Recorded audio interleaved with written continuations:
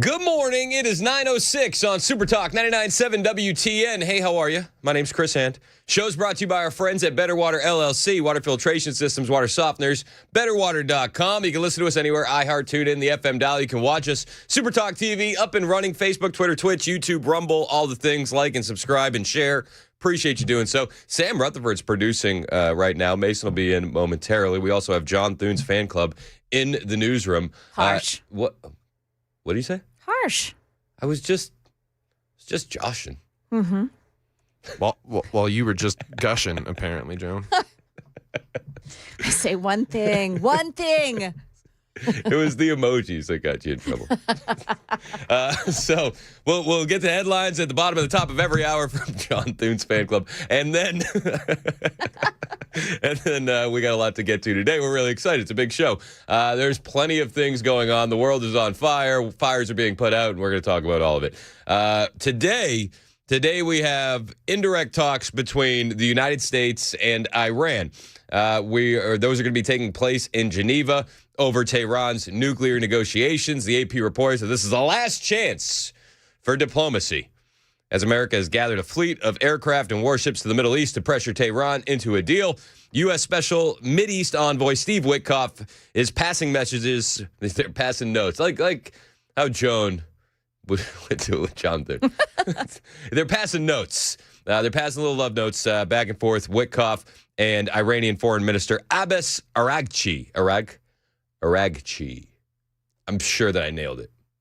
Let the record show I nailed that. Sounds like a Mediterranean dish. It does. And the notes are a part of an effort to convince the country to halt their enrichment of uranium, a key step to building a nuclear bomb, curtail or stop its production of long-range missiles. And the president's son-in-law, Jared Kushner, is also in attendance. The talks lasted 3 hours today before the American delegation left the site. Iranian television, state television, reported that the talks would resume after a break. That's the status right now. We'll keep you updated on that status as new information becomes available. In the meantime, we do have audio from Marco Rubio last night, this dropped, ahead of the negotiations.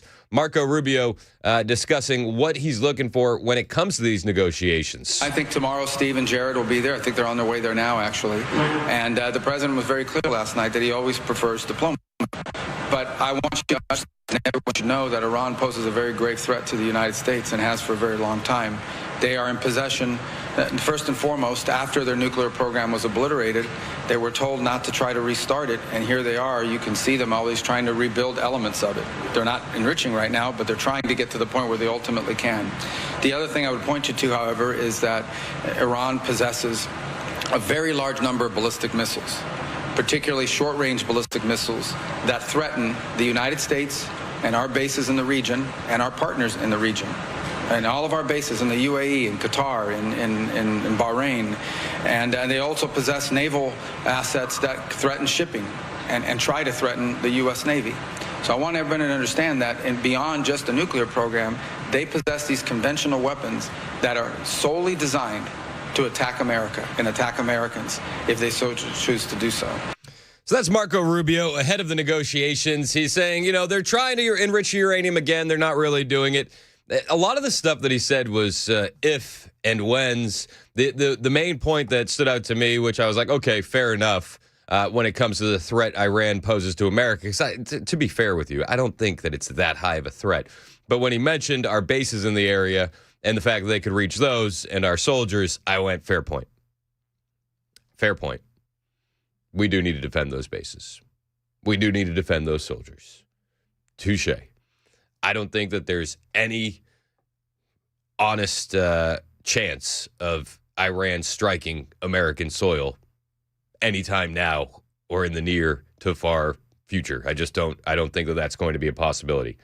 Striking our bases, okay. That could absolutely be a possibility.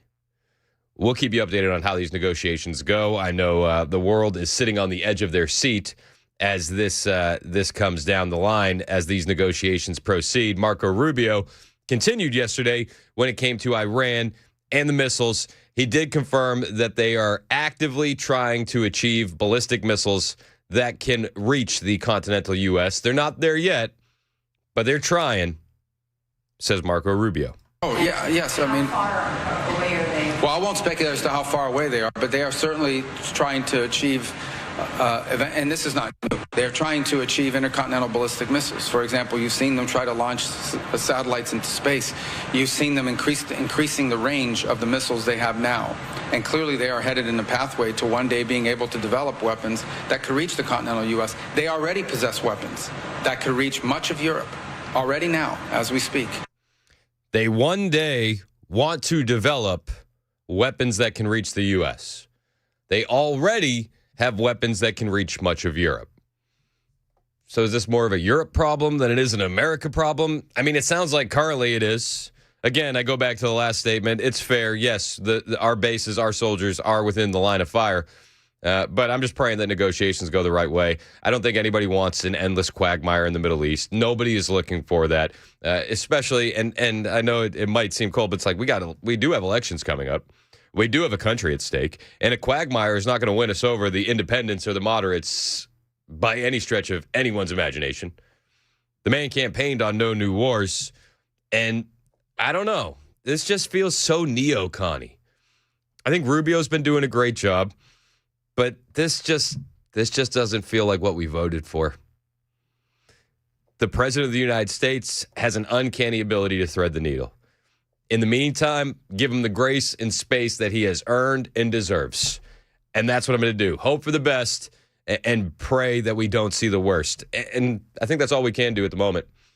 As negotiations progress today, we'll bring you the latest updates right here on Super Talk 99.7 WTN. Elsewhere in the world, also related to Marco Rubio, big news after the Cuban military killed 4 people in an American boat. Now, I'll be perfectly honest with you. The first whiff I got of this story, I'm like, I don't know about that. Feels like a bit of Gulf of Tonkin incident vibes. Where they lied to get us into a conflict. The American government. That's the they. That was a lie. The Gulf of Tonkin incident never happened, and then we were in Vietnam. Yeah.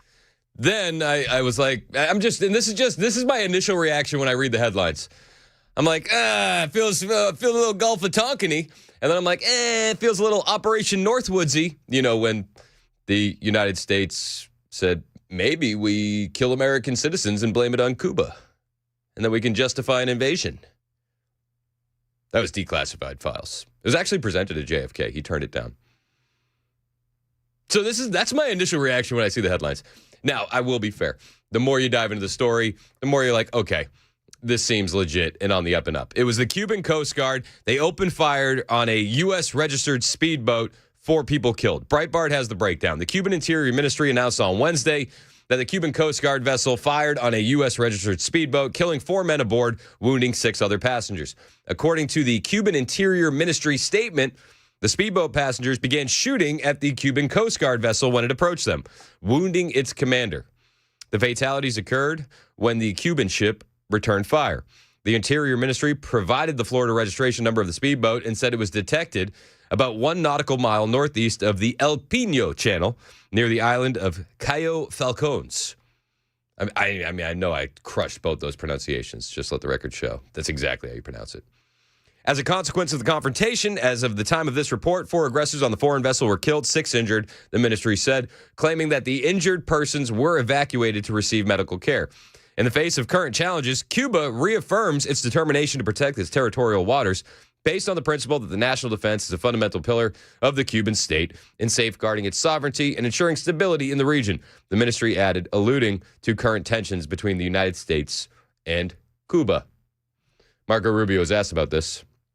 And Rubio's like, man, it's tough because the only info that we're getting is from Cuba. And we don't really know what the real story is. Did these Americans open fire first? Or was it the other way around? So this morning, we were made aware by Cuban authorities of an incident off the coast of Cuba. We immediately began to look into it. As it stands now, the Department of Homeland Security, the Coast Guard, others are involved. The majority of the information we still possess is what Cuban authorities are providing both the public and the U.S. government. We have our embassy on the ground in Havana working this as we speak, asking for access to the people that were on those vessels, if they were American citizens or permanent residents. According to the Cuban regime, the boat was registered in Florida. We're tracking that down. We will know shortly, and we will know quickly, many more facts about this incident than we know right now. The majority of the facts by Cubans. We will verify that independently, and as we gather more information, then we'll be prepared to respond accordingly. I'm not going to speculate, because I'm not going to opine on what I don't yet know, but we're going to find out exactly what happened here, and then we'll respond accordingly. We'll find out what happened here. We'll respond accordingly. The information we're getting is from the Cuban government. Yeah, the audio got a little bit choppy there. It looked like it was a bad internet connection on the Rubio side of things. That video was from C-SPAN, and I mean, you can see in the video there's glitching, and everywhere I saw the clips there was audio glitching. So apologies for that. But the information that Rubio is relaying to the American people is that we're only getting information from the Cuban government, and we don't really know what to believe at this point in time. We'll see what happens. The boat was registered in Florida. If Rubio didn't say, guys, we're getting all this information from Cuba, then I would probably have jumped on the conspiracy train saying, yeah, this is Gulf of Tonkin incident vibes, this is Operation Northwood vibes. But as you dive into the story, you're like, no, this seems legit. As legit as it can at face value. I would not be shocked if the Cubans fired first and the Americans returned fire. And I'm curious as to what an American speedboat was doing that close to Cuba. This morning, we're learning that Marco Rubio is surging an American-led investigation into the killing of those 4 Americans in Cuba. Fox News had the call of the game this morning. Territorial waters. That's about 1 mile off Cuba's north coast. Now, the speedboat, which is registered to Florida, was carrying 10 armed individuals who, according to preliminary statements from those detained, intended to carry out an infiltration of terrorist purposes. That's according to Cuban Interior Ministry. Secretary of State Rubio says the U.S. needs to confirm these details independently from Cuba. Suffice it to say, it is highly unusual to see shootouts in open sea like that. It's not something that happens every day. It's something, frankly, that hasn't happened with Cuba in a very long time. But we're going to find out. We're not going to base our conclusions on what they've told us. And the Associated Press reportedly talked to the brother of one of the men killed on the boat. He said his brother... So we got an investigation heading to Cuba. We're going to learn more. As of right now, the Cuban government says these individuals were terrorists. They were trying to infiltrate us for terrorist purposes. We have no idea. Zero. Because, again, all the information we're getting is from Cuba. As more updates become available on that, we'll have it for you right here on Super Talk 99.7 WTN. In the meantime, big State of the Union speech, Donald Trump laid out a ton of steps as to what he was going to be doing in year number 2. Well, immediately following the State of the Union yesterday, basically everybody jumped into action. We're getting a lot of updates from the FBI. We're getting updates on fraud from J.D. Vance, and we're learning a little bit more about what to expect in the midterms. On the way, I do want to go over what J.D. Vance said yesterday with Dr. Mehmet Oz when it came to the fraud. The fraud in America is at a level we couldn't have possibly imagined. J.D. Vance is leading that fight against fraud, and he had a big press conference yesterday. We'll bring you the highlights from that on the way. It's 9:21. This is Super Talk 99.7 WTN.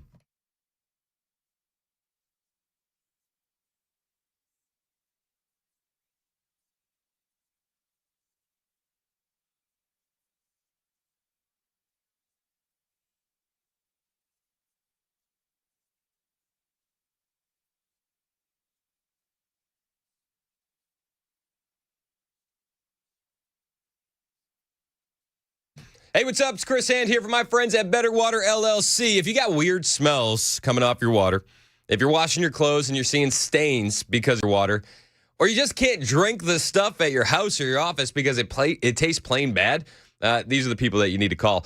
What they can do for you is kind of like installing a giant Brita filter for your entire house, or They can scale one down to fit right under your sink, or they could do one for your business. And they handle removing everything. You could have some nasty stuff in your water. Here's the good news. Better Water will test your water for free, and they'll let you know if there's anything in it like sulfur or iron or chlorine, bacteria, even E. coli. Now, if you have that nasty stuff in your water, Better Water comes through with a range of options to clean it up. Reverse osmosis, specialized filters, UV lights. These guys know what they're doing because they're already doing it all over town. You see, they're based in Smyrna, and they're already treating the water at local coffee shops and the hospitals. You probably tasted their work, and you didn't even know it. So if you got some crazy smells, if you got some bad taste in water, if you're not sure if you should be bathing your kids or grandkids in the water at your house, call Better Water today. They'll test it for free, and they can clean it up if they need to. 615-355-6063,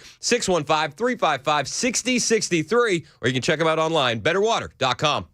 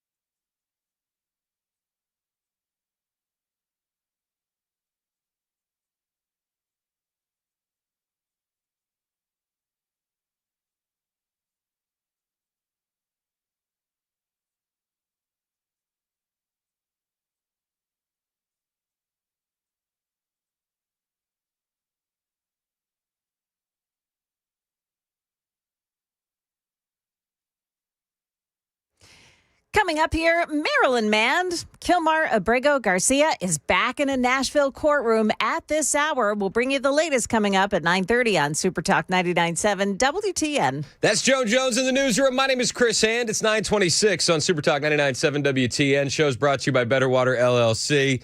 Everybody's defending Joan on the text line. Everybody. See? Yep. JT texted in and said, John Thune is handsome, Joan. Useless, but handsome. Like a lot of men. Okay, so I don't disagree. Everybody knows I love Joan, right? Everybody knows. All right, so we won't pick on Joan anymore, but we will focus on some fraud. J.D. Vance, and I've noticed this across the Trump administration. After the State of the Union speech by President Trump on Tuesday, Wednesday was kind of like a get your ass in gear today and do what we said we were going to do. One of the first things I noticed was this big fraud update from J.D. Vance. He comes out to do a press conference. He's flanked by Dr. Mehmet Oz, and they went in on the fraud that they're seeing across the United States. And this is something that we need to focus on. And if you want a winning issue ahead of the midterms, I mean, there's a couple things that we need to do. First, we need to keep turning that economy around, which I think the Trump administration is working towards, and we'll get to that as well. But one of the big things that you need to focus on is the fraud that the Democrats turned a blind eye on. The amount of fraud in this country is insane. We're $38 trillion in debt, and we're throwing good money after bad because of all these programs. And J.D. Vance isn't exactly impressed. And one of the places that he's focusing on is the state of Minnesota. We're announcing today that we have decided to temporarily halt certain amounts of Medicaid funding that are going to the state of Minnesota in order to ensure that the state of Minnesota takes its obligations seriously to be good stewards of the American people's tax money. Now, what is this going to mean? What this means is that, first of all, the providers on the ground in Minnesota have actually already been paid. The state has paid those providers the money. What we're doing is we are stopping the federal payments that will go to the state government until the state government takes its obligations seriously to stop the fraud that's being perpetrated against the American taxpayer. Love to hear it. Cut the money off. And he did it so smoothly to say, this isn't going to affect what the state's doing. The state has already made their payments. This affects us paying them back.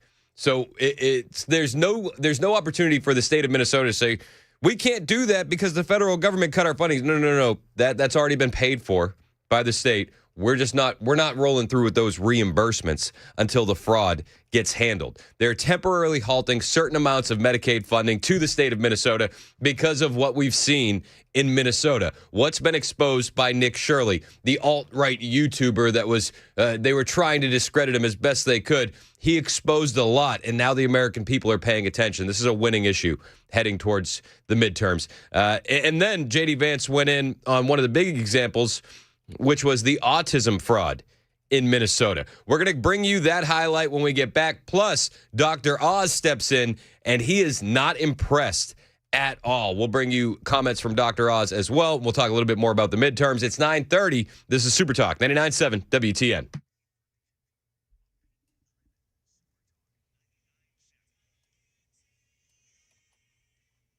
Good morning. It is now 9:30, and I'm Joan Jones with your top stories happening at this hour. Maryland man is in court right now as his lawyers ask a federal judge to throw out the human smuggling case against Kilmar Abrego Garcia. It stems from this traffic stop in Cookeville in 2022. So where do y'all live at? Where I living? I live in Maryland. Maryland? Yeah, Oxford. Whose vehicle is it? What, excuse me? Whose car is it? It's to my boss. You know what you got here, right? He's hauling these people for money. Tennessee Highway Patrol there decided ultimately not to take him into custody at that time, but he's since been charged with human smuggling. His lawyers contend this is vindictive prosecution. The judge, who's an Obama appointee, has already canceled the trial and hinted that he too believes this is vindictive prosecution. 4 people, all of them U.S. residents, killed aboard a speedboat after a shootout with the Cuban Coast Guard yesterday. The Cuban government they claim that the 10 people on board that boat were all Cuban residents of the U.S. who were armed for what they called infiltration for terrorist purposes. ABC News contributor Steve Ganyard says that this may actually have been more of a smuggling operation. It appears that the boat is registered in Florida, but we do know that there's been decades-long fast boat trade where people have paid a lot of money to have these fast boats, these cigarette boats and high-speed boats, go down to Cuba and pull their loved ones offshore. Whether that boat was inside Cuban territorial waters or not will likely determine if the U.S. takes action. And a new report says Massachusetts has lost nearly 200,000 residents to other states in the last 5 years as residents bail out over rising taxes, soaring housing costs, and a cooling job market. That is the latest news. Weather's next. I'm Joan Jones, WTN News.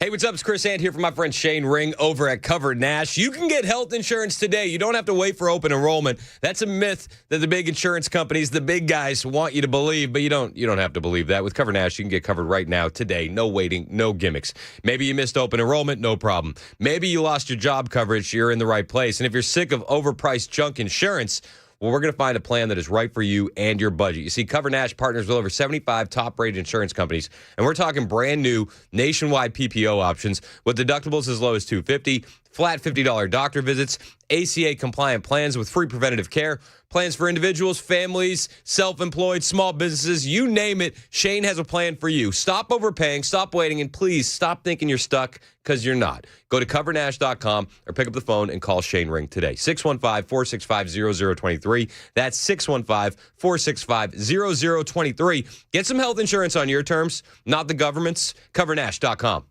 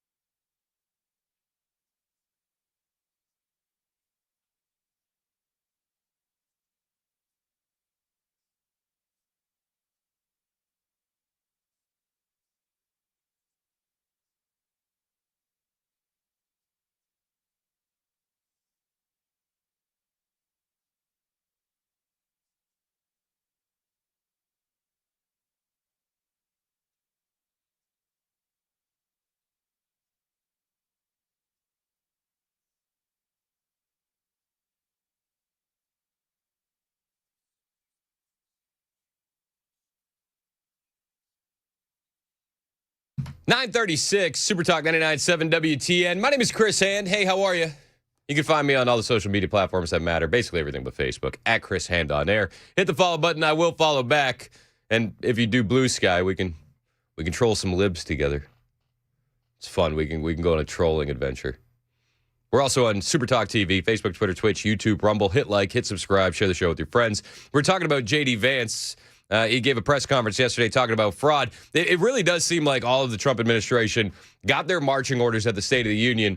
And then on Wednesday, they were like, okay, time to go to work. And I'm a huge fan of that. I did get a text from one of our listeners. He said, Mr. Vice President, can we just throw some leaders in jail? How about that? Yeah, that would be nice. Oh, yeah. Oh, yeah. I wouldn't count our chickens before they hatch. But I would like to see this fraud resolved, and I do think that is a major focus of the Trump administration ahead of the midterms. J.D. Vance was speaking on it yesterday. He's got Dr. Mehmet Oz with him.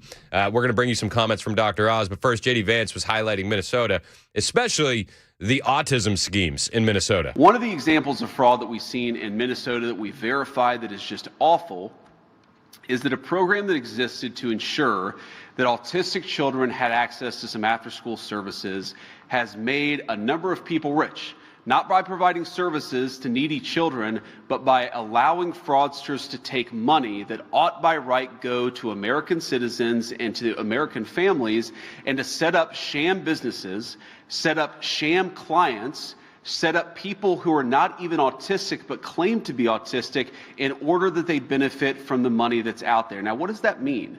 Number one, it means that a lot of people are getting rich off the generosity of American taxpayers, but more fundamentally and more importantly than that, it means that there are kids in Minnesota who deserve these services, who need these services, and they're not going to those kids, they're going to fraudsters in Minneapolis. That is unacceptable, and that's the sort of thing that we're cutting off with this action today. I love it. I mean, one of the things that the Democrats harp on is they say that we don't have a heart.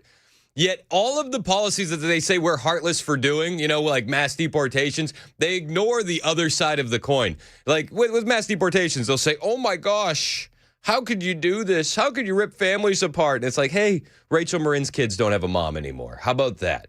How about that family? When it comes to the autism fraud, they're like, oh my gosh, you're going to halt all these payments. You're going to halt these Medicaid payments? What about the people that need it? And it's like, okay, but all the fraudsters are taking all the cash, so the people that need it aren't actually getting any of the resources. They'll try and sway you with empathy. They'll try and sway you with emotional propaganda. But when you actually dive into the issue that we're discussing, it's like the other side of that coin is far, far worse. Far worse. And J.D. Vance and the Trump administration, they're not sitting on their hands on this one. J.D. said too many people have gotten rich by taking advantage of this American nature we have of wanting to help people. Far too many people have gotten rich by taking what is the best of the American spirit and getting rich off of it instead of providing services to kids who need it. That is stopping today. We're taking a whole-of-government approach in the Trump administration to take this fraud seriously. What Mehmet Oz and his team at CMS have done is really remarkable, and it's just the first step of our effort. Listen, I'm here for it. I think one of the ways that we're going to see this as a huge win is when we start seeing individuals in silver bracelets. It's going to be really nice to talk about it. It's going to be super helpful to highlight it. But until we see arrests, until we see that actionable, that action item in progress, I mean, people are going to be like, okay, nothing ever happens. You talk a good game, but like we do need to see some results. And the American people want to see results, not just in Minnesota, but throughout the country, because we know, I know, Minnesota's the top story, but California is probably the top state for fraud. Illinois is probably not too far behind, and New York is an absolute clown show. So there are many states that we need to look at. Trump and the administration say whole of government approach. I'm here for it. Dr. Oz is also pretty excited about this. He said this is the largest anti-fraud effort of its kind in CMS history. Mr. Vice President, I appreciate the leadership on this. There's no question that his commitment, the Vice President's commitment to rooting out this fraud is going to make a massive difference in preserving and protecting our nation's public health programs. It's going to protect patients. I want to thank President Trump for pushing all of us to make sure we protect our most vulnerable Americans, the ones that J.D. mentioned, the ones he grew up with, the ones all of us know in our lives. It also protects taxpayers from attacks on our healthcare system. Secretary Kennedy has spearheaded these efforts, and thanks to his leadership, I'm proud to announce the largest fraud initiative, anti-fraud effort of its kind in CMS history. Now, why is this action necessary? Last night in the State of the Union address, the President spoke about the affordability issues that we have improved dramatically in this administration. But let's put some numbers on health care. The average family puts about $27,000 into health care a year. They only pay $7,000 themselves, which is a lot, but there's an extra $20,000 invested for them. This is not a reasonable amount of money to spend. We have got to bend that curve downwards. It's unpredictable as well when you have to make these expenses, and the fraud that we're experiencing in America is making this already dangerous problem much worse. So we're going to fix these issues. The President last night spoke about the need for price transparency. That's going to help by making people more aware of what they're paying. It's also going to help us at CMS figure out what you should be paying and identifying fraud. You ever stop and think and go, man, God had a better plan than I did? And it happens to me quite a bit. But when I hear Dr. Oz speaking the way he's speaking, and then you see John Fetterman, who is the most reasonable Democrat, you're like, oh, man, the plans that I had, what I thought would have been the best, it wasn't. It wasn't. You know, the big battle in the Senate was Fetterman versus Oz. And it seemed pretty clear that Oz was the better choice. But it's like, no, God's plan is better. Because we actually got a reasonable Democrat in Pennsylvania. And now we have Dr. Oz over there at CMS doing a fantastic job. And one of Dr. Oz's strengths, he's a TV guy. He knows how to present this stuff. He knows how to explain it to the American people. And he does it very clearly, very concisely. And he does a great job. And it's just, I don't know. This was just me last night. I was like, I'm doing this prep, and I was like, man, God's plan is better than my plan every single time. If I had Chris Hand's way, Dr. Oz would be the senator in Pennsylvania. But we didn't get my way. We actually got a reasonable Democrat as a senator in Pennsylvania, and we get Dr. Oz doing this at CMS. And again, Dr. Oz's strength is breaking things down in a way that people can understand. And he did just that, talking about Minnesota and talking about the autism schemes. Let me share some of these horrible stories. The Vice President started highlighting autism. Let's get into the details of what's really going on in Minnesota. These are real cases from our group at CMS. These are adjudicated numbers. There's a fraud scheme in Minnesota where criminals, soon to be criminals, pay moms $1,000 roughly in order to enroll their children as being autistic, falsely, dishonestly claiming their children are autistic. They then bill Medicaid, this has already happened, millions of dollars for services that were never rendered, never delivered by a qualified staff member. These schemes disproportionately involve immigrant communities. They're insulated, they're able to organize efforts, and sometimes they don't understand what's going on. And it ultimately diverts resources away from kids who truly have autism. Because if every kid in the neighborhood has autism, then nobody has autism. Facts. In terms of how you can manage them. There was one behavioral, and by the way, these kids, they carry that diagnosis of autism the rest of their lives. Their mom made a bad decision, the kid pays the price for the rest of their life. What an awesome point. And I'll be fair, that's something I didn't even think of.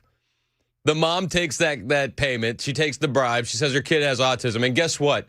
The kid now has that scarlet letter for the rest of their life. Evil.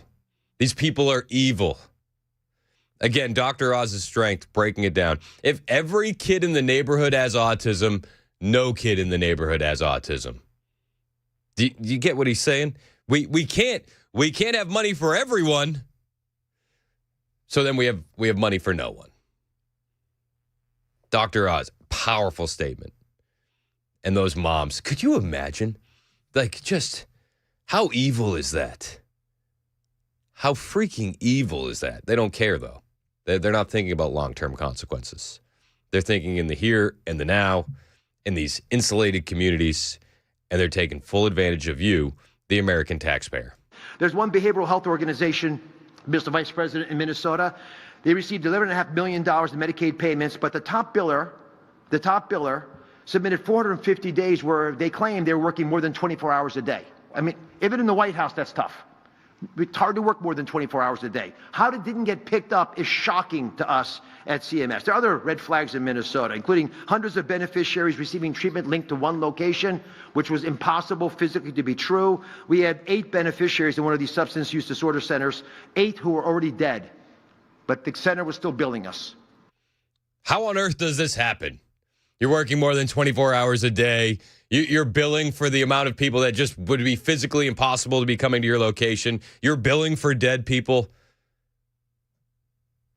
How did this happen? It happened because the Democrats in power looked the other way. There were whistleblowers, and the whistleblowers were threatened. So, gee whiz, it'd be a shame if someone called you racist. Geez. My. I wouldn't want that, would I? Better let this fraud keep going. Not only did they let the person pass, they kept billing for it. That's the level of avarice we're talking about. So CMS is done paying and chasing. We don't think jail sentences are the right way out. These criminals flee the country. Many are foreign nationals. Instead, we're launching the largest action against fraud that we've ever taken. The money's not going to ever leave the building again. We're going to start draining the swamp of the crooks that have inhabited it and are defrauding us. And we need to. He said, arresting isn't good enough. Tarring and feathering, the stocks. Can we bring back the stocks? With tomatoes? Tomatoes? No, I do think arresting them is the right way to go. I think they deserve nothing. I don't even think they deserve the 3 hots in a cot. I mean, to be perfectly honest with you, these people are just absolutely evil. But I do think you need to charge them. You need to denaturalize them. You need to deport them. You need to get them out of here and send them back to wherever they came from. Yeah. Thank you. A huge fan of Dr. Oz. Dr. Oz wanted to say if Minnesota fails to clean up the systems, well, they're not going to be getting the funding. We did what any honest and patient-focused agency would do. We have notified the state and that we will give them the money, but we're going to hold it and only release it after they propose and act on a comprehensive corrective action plan to solve the problem. If Minnesota fails to clean up the systems, the state will rack up $1 billion of deferred payments this year. Governor Walz has 60 days, sir, to respond to our letter. And if providers and beneficiaries are worried about getting their money and services, please call your governor. These are services the governor has already paid for. We are just not reimbursing the state. And to make it clear, there is a rainy day fund in Minnesota, so we are very confident that people will not be hurt in Minnesota.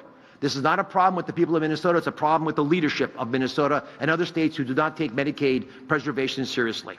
Any delay in services is going to be, should be laid at the seat of Governor Walz. I believe he will take this seriously. They're not the only state that's floundering. We have more announcements from other states coming soon. I'm here for it. You're not getting the money. You have 60 days to respond. Guess what? If any services are interrupted, that's at the feet of Minnesota leadership because these services have already been paid for. We're just not reimbursing. Oh, and a side note, if you think we're only focused on Minnesota, we have more announcements coming soon.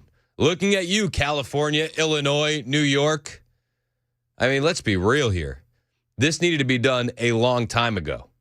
But the Trump administration is taking it seriously. They're focusing on it, and this is a winning issue as we head towards midterms. 60 days for Governor Walz to respond. 60 days. It's going to be right in the heat of midterm season. Interesting. The timing's fascinating. This is going to be a huge issue in the lead up to midterms, and it should be. This is a winning issue for the conservatives.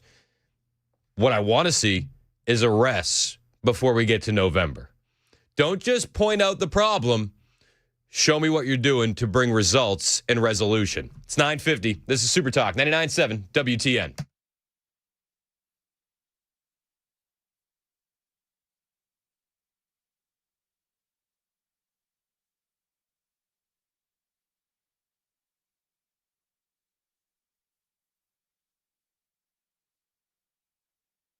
Hey, what's up? It's Chris Hand here for my friends at Busy Bee Plumbing, Heating, and Cooling. When winter storms hit Nashville, they don't mess around. We saw that a couple weeks ago. Power outages, frozen lines, burst pipes, and what starts as a small issue can turn into a major home disaster before you know it. Now, that's why today is the perfect day to call my friends at Busy Bee Plumbing, Heating, and Cooling. They're the team that you can trust when it matters most. You can get 40% off a whole home surge protector today, right now, with any electrical repair. So you'll be able to protect your home from sudden outages and damaging voltage spikes before the next storm rolls in.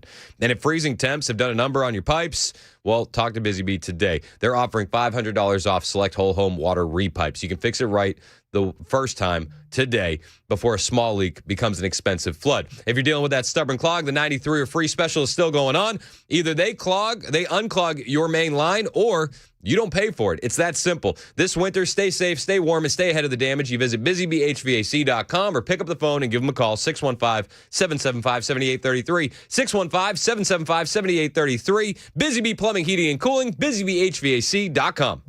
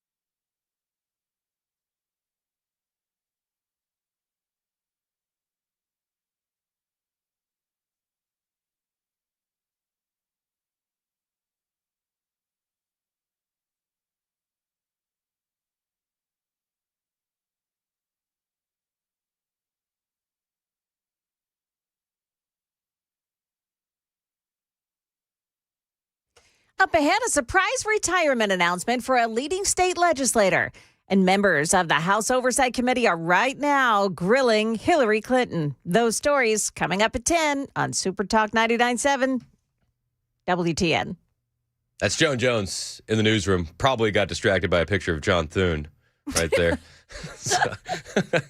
He's very handsome, you know. He's very handsome, very useless. They shot him below the waist on C-SPAN. I gotta see. Stop. It's 9:56 on Super Talk 99.7 WTN. Hey, how are you? I'm Chris Hand. Show's brought to you by Better Water LLC. We were talking about J.D. Vance, Dr. Oz. They had a huge press conference yesterday talking about fraud. My friend Karen, who is a member of the Red Pilled Moms Club, we still do the Red Pilled Moms Club on the Chris Hand Show. She said, let's just make sure we time the Silver Bracelet Club closer to midterm so it's not forgotten. Americans have short memories. It's true. Goldfish memories. She said, let's have Epstein cohorts and fraudsters lined up then. They can put their faces on little posters by the press area like they did earlier with the illegals and their charges. Would be a huge fan of that. Fingers crossed that that's the goal. I don't know if it is. I don't know if it isn't. But I would love it if the timing lined up perfectly. But to be fair, I would just love to see results regardless. I don't really even care when the results are. I just want results. And I think the American people do too. When it comes to the Epstein files, that's a big story today because we got the Clintons. The Clintons are getting deposed. Have you seen this? Behind closed doors. Oh. Yep. Hill Dog and Bill, they're getting deposed today and tomorrow. House Republicans they're lining up. They're ready to grill these guys. Fox News was talking about it earlier today, and then we got some audio. They're still speaking right now. Actually, House Oversight Dems and Republicans speaking before Hill Dog's deposition. And James Comer was on Fox News talking about it this morning. House Oversight Committee Chairman James Comer. Great to see you today. All right, lay this out for me. I mentioned, the back and forth to get them there, and now you've got them. What happens next? Yeah, well, finally, they're going to have to sit and answer questions under oath to Congress about their knowledge and involvement with the Epstein criminal activity, as well as with Ghislaine Maxwell, who was the primary co-conspirator, the one who was responsible more than anyone for luring the girls into Jeffrey Epstein's world. So one of the questions that we all have in both parties is, how was Jeffrey Epstein able to surround himself with the most powerful people in the world? If you saw Hillary Clinton's interview a few days ago, she acted like they barely knew Epstein and Maxwell.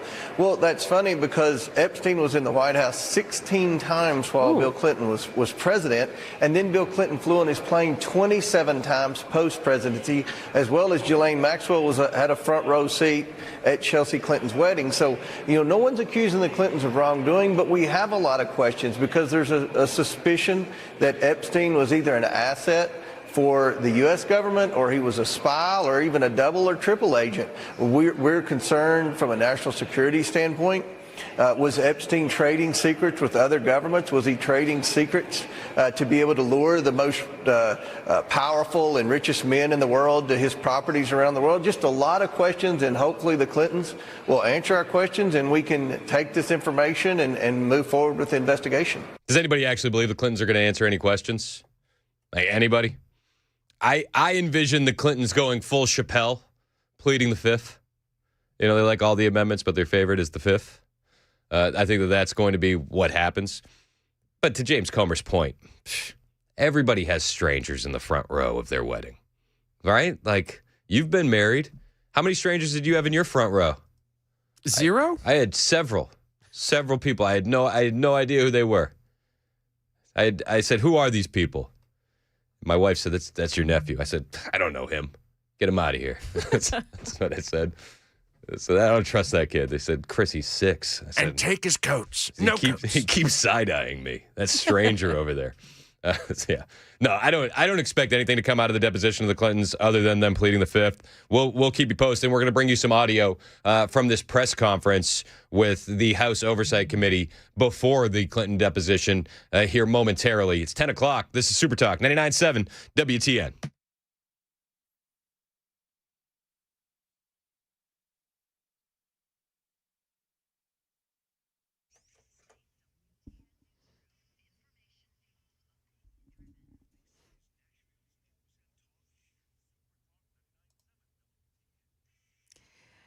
Good morning. I'm Joan Jones with your top stories. And just into the newsroom, Lieutenant Governor Randy McNally announces he is retiring.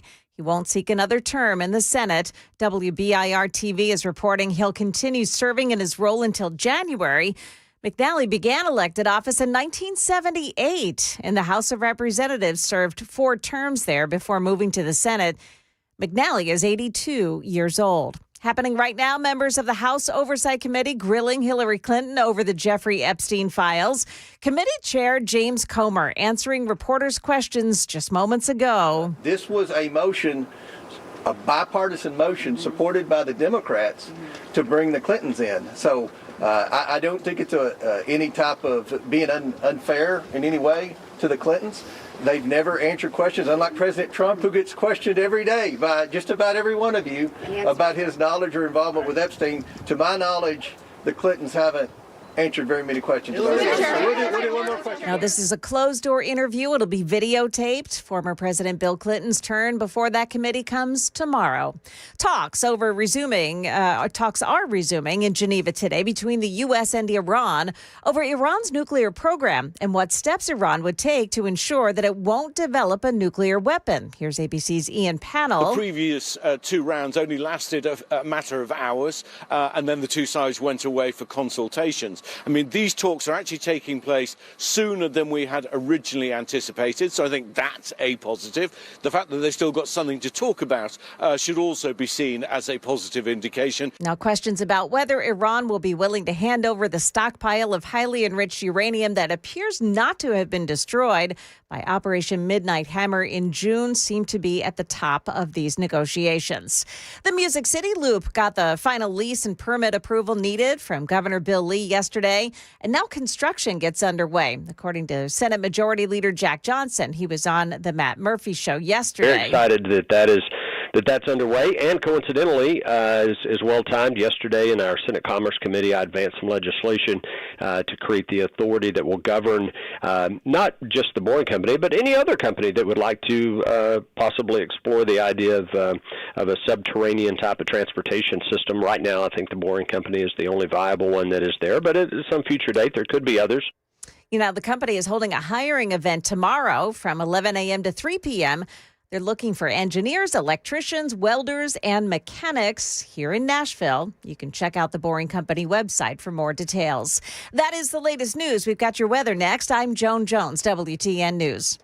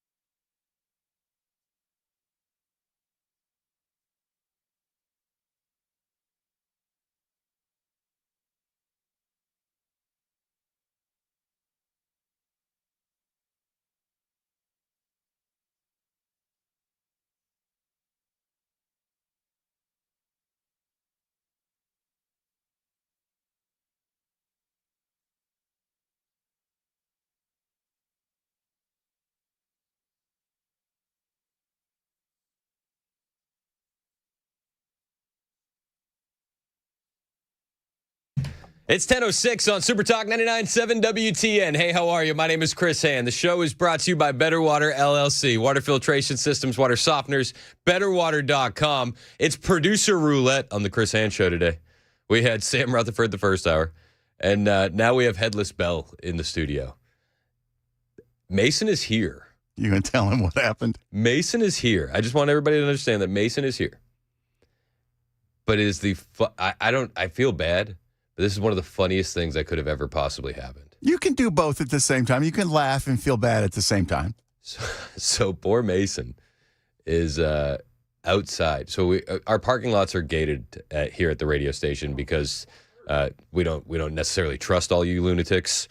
So we have gated with good reason. With it's fair. So we have gated parking lots, and you gotta put in a code, or you gotta tap your key card to get into the parking lot. It's safety precaution because lunatics. So apparently Mason didn't pull up close enough to the key card tapper. Is that I feel like that's the correct terminology. Technical term. That's a technical term. Yeah, if you're not as technically sophisticated as I am, you're going to have a hard time keeping up with this. So it's the key card tapper, and Mason had to get out of his car to tap the key card on the key card tapper. Upon exiting the vehicle for the key card tapper, Mason's front door closed on his vehicle. Oh, no. The front door locked. Oh. So Mason's car is currently sitting outside the parking lot. Still running. And it's locked. Poor Mason. He's having a day. Oh, my gosh. So funny. Well, I saw him running around, and I see Belle in here. I was like, "What's going on?" I just honestly, I assumed it was diarrhea. That was where my head went. You assume everything is diarrhea. I just want you to know. Well, that's not necessarily a bad assumption. I thought it was a titch of the rhea. I thought the guy had a titch, and Mason's got a little sensitive belly. He gets belly aches from time to time. It's all right. I listen. I dabble in this stuff. I got 4 kids. I'm not shy. I feel like. Does anybody else with young kids feel like their days revolve around pooping? It's like, oh my gosh. Especially when they're really young. The last few years in my home, it's been like, hey, have you cleaned any poops lately? Because I haven't cleaned any poops from so-and-so. Are they backed up? They're like, no, they're fine. I cleaned a poop earlier. Oh, great. All right. Hey, I'll be right back. I'm going to go take the dogs out. They got to poop. Oh, okay, cool. Hey, Dad, I need your help. What's going on? I just pooped. I need help. Okay. All right. It's constant. It's constant. So maybe I am jaded when I think everybody has a titch of the rhea. Just a titch. That would only make his day 1,000 times worse. Also, let the record show, we have not confirmed or denied that Mason doesn't have a bellyache while he's out there trying to open his car. It's probably giving him one. So if you drive by the radio station, give a honk to Mason. We're rooting for you, bud. Or do you think he has the radio on 99.7? Do you think it's loud enough that he can hear as he is trying? He's hearing me roast him on the air and accuse him of having diarrhea while he's trying to Slim Jim that door open. The best part is if he does have what do you call it, a titch of the rhea? A titch of the rhea. He probably can't get into the building. Oh my God. Because he's not on that side of the gate. So good. No, it's not so good. Chris. This is the funniest thing that's ever happened. He's still got his key card. He just can't get back in the car to drive in. Yeah. Yeah. The poor guy. I'm feeling for him. Pray for Mason, will you? And laugh at him. Oh my gosh, that is so good. That is so freaking awesome. Poor guy. I'll tell you what, when I was a young lad, if I got locked out of places, I just would break windows. I've done that too. My dad was like, Really? yeah. Oh, I got locked out of my house one time when I was 12. And my first instinct was like, I'll just break this window. And I did. My dad was like, I was 15 minutes away. I was like, Mom, I'm sorry. Now you're going to pay for this. It was the land before cell phones. All right, so Clintons are going to get deposed today. We're looking forward to that. Nothing's going to happen. Nothing ever happens. They're going to plead the fifth. Just fast forward. We didn't even know these people that were sitting in the front row of Chelsea's wedding. It happens to everybody. If you've ever gotten married, the first row is reserved for strangers. So why would you assume that they have any any intimate relationship with Ghislaine Maxwell or Jeffrey Epstein. You're crazy to think that. You know, you fly on strangers' planes 26 times. You visit strangers when they're the president of the White House all the time. All the time. Like dozens of times. No big deal. There's a lot of frustration in the American public, rightfully so. We don't feel like the Department of Justice has stepped up in this case. The UK is absolutely lapping us, and nobody wants to get beat by England. That's just demoralizing in and of itself. So we're frustrated, rightfully so. And we've criticized the FBI. We have criticized the Department of Justice, and rightfully so. But at the same time, the FBI is doing some good work. And I think it's only fair to highlight the good work that the FBI has been doing in relation to the frustrating aspects of the FBI. You know, and a lot of people roasted Kash Patel for celebrating with the men's hockey team. I didn't really see it that hard. I mean, we're going to have the Olympics here in America in a couple years, and Kash Patel's down there probably looking at what security procedures are. He gets in the locker room like, who cares? Big deal. It didn't really upset me. Meanwhile, though, people are like, but you're not doing any work. That's the problem.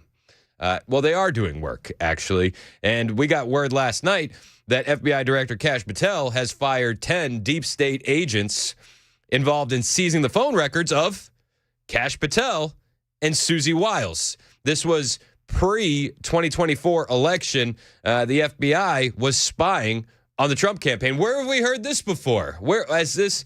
Hey, I've seen this one. FBI Director Kash Patel out with an allegation that the prior FBI obtained his phone records, and not only his. What can you tell us about that?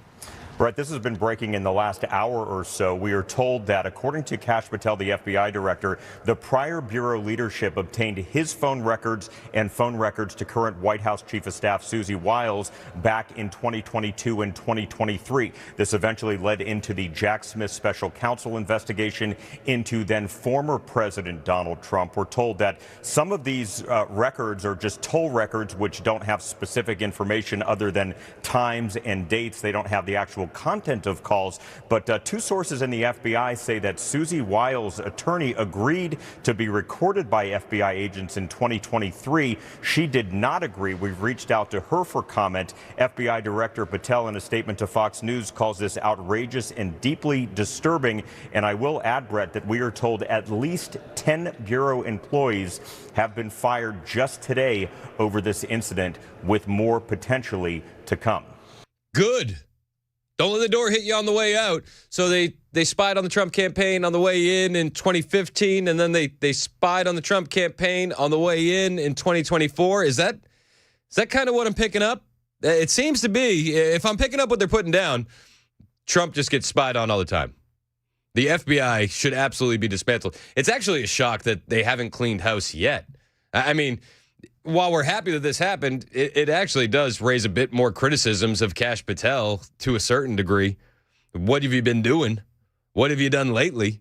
Why wasn't this a day one thing? I mean, these are questions that we have. The New York Post has more on this. An FBI official told the Post that the information was contained in files found at the Bureau's headquarters in Washington, D.C., similar to Arctic frost disclosures unearthed from apparent burn bags last year. You'll remember Arctic frost. That's where they spied on Republican senators, up to and including Marsha Blackburn, and also organizations like Turning Point USA. So they're just finding evidence. Oh, gee whiz. Look what I found. They say it's not just phone records and subpoenas, but a massive targeting operation, the official noted, indicating that the use of both technical tools and human intelligence. Several FBI employees were fired Wednesday related to the discovery. The existence of subpoenas was first reported by Reuters. Patel and Wiles' phone records were found in files labeled prohibited. This, Kash Patel, our FBI director, said in a statement, it's outrageous and deeply alarming that previous FBI leadership secretly subpoenaed my own phone records, along with those of now White House Chief of Staff Susie Wiles, using flimsy pretexts and burying the entire process in prohibited case files designed to evade all oversight. Purported burn bags related to Crossfire Hurricane probe, the FBI's investigation into alleged links between the 2016 campaign and Russia, were also discovered by the Bureau last year. So they spy on them constantly. This is what happens. Anybody that thinks Donald Trump is deep state, anybody that thinks Donald Trump is compromised, this is another example, another key point to say, no, he's not.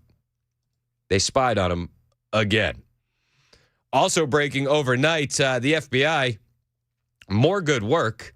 This story is alarming, to say the least. An ex-Air Force pilot has been arrested by the FBI for allegedly training Chinese military pilots without authorization. What should we do with traitors?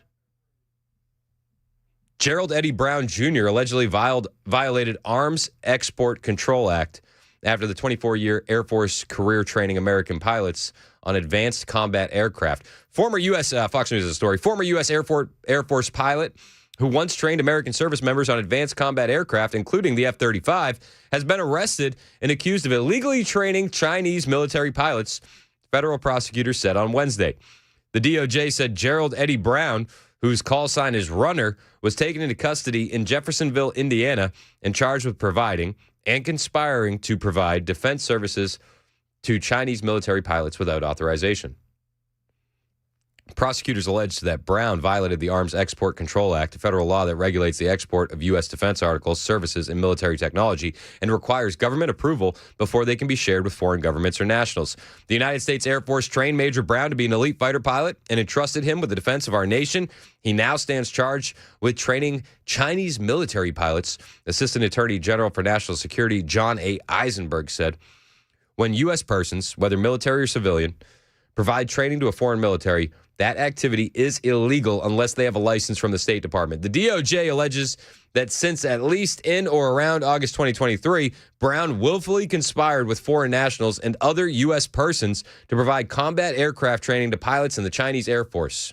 Prosecutors say the training required State Department approval under federal export regulations, and Brown did not have a license to provide it to a foreign military.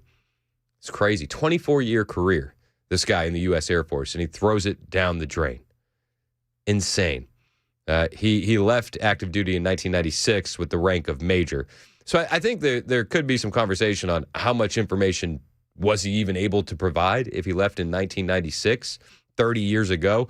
But they say during his career, he commanded units responsible for nuclear weapons delivery systems, led combat missions, and worked as a fighter pilot and simulator instructor on aircraft, including the F-4, 15, 16, and A-10. After leaving the military, Brown worked as a commercial cargo pilot and later as a contract simulator instructor training U.S. pilots to fly the A-10 and F-35 Lightning II.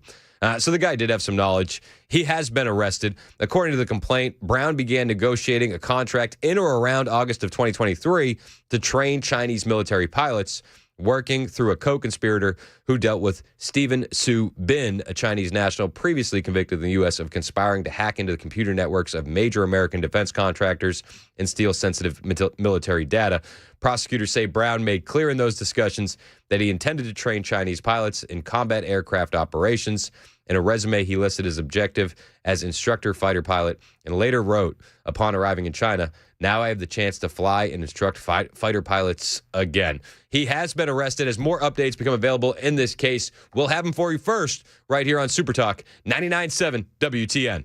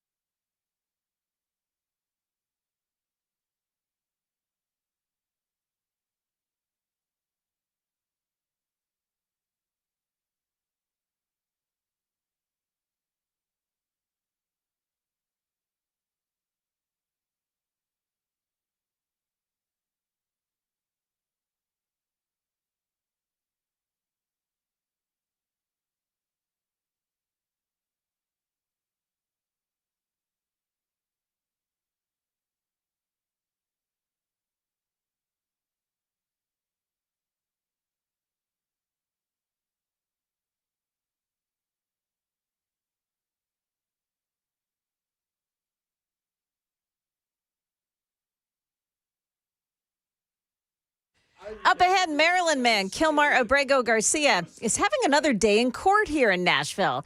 And some details after the federal government cut Minnesota off from Medicaid. That and more coming up at 10:30 on Super Talk 99.7 WTN. That's Joan Jones in the newsroom. My name is Chris Hand. The show is brought to you by Better Water LLC.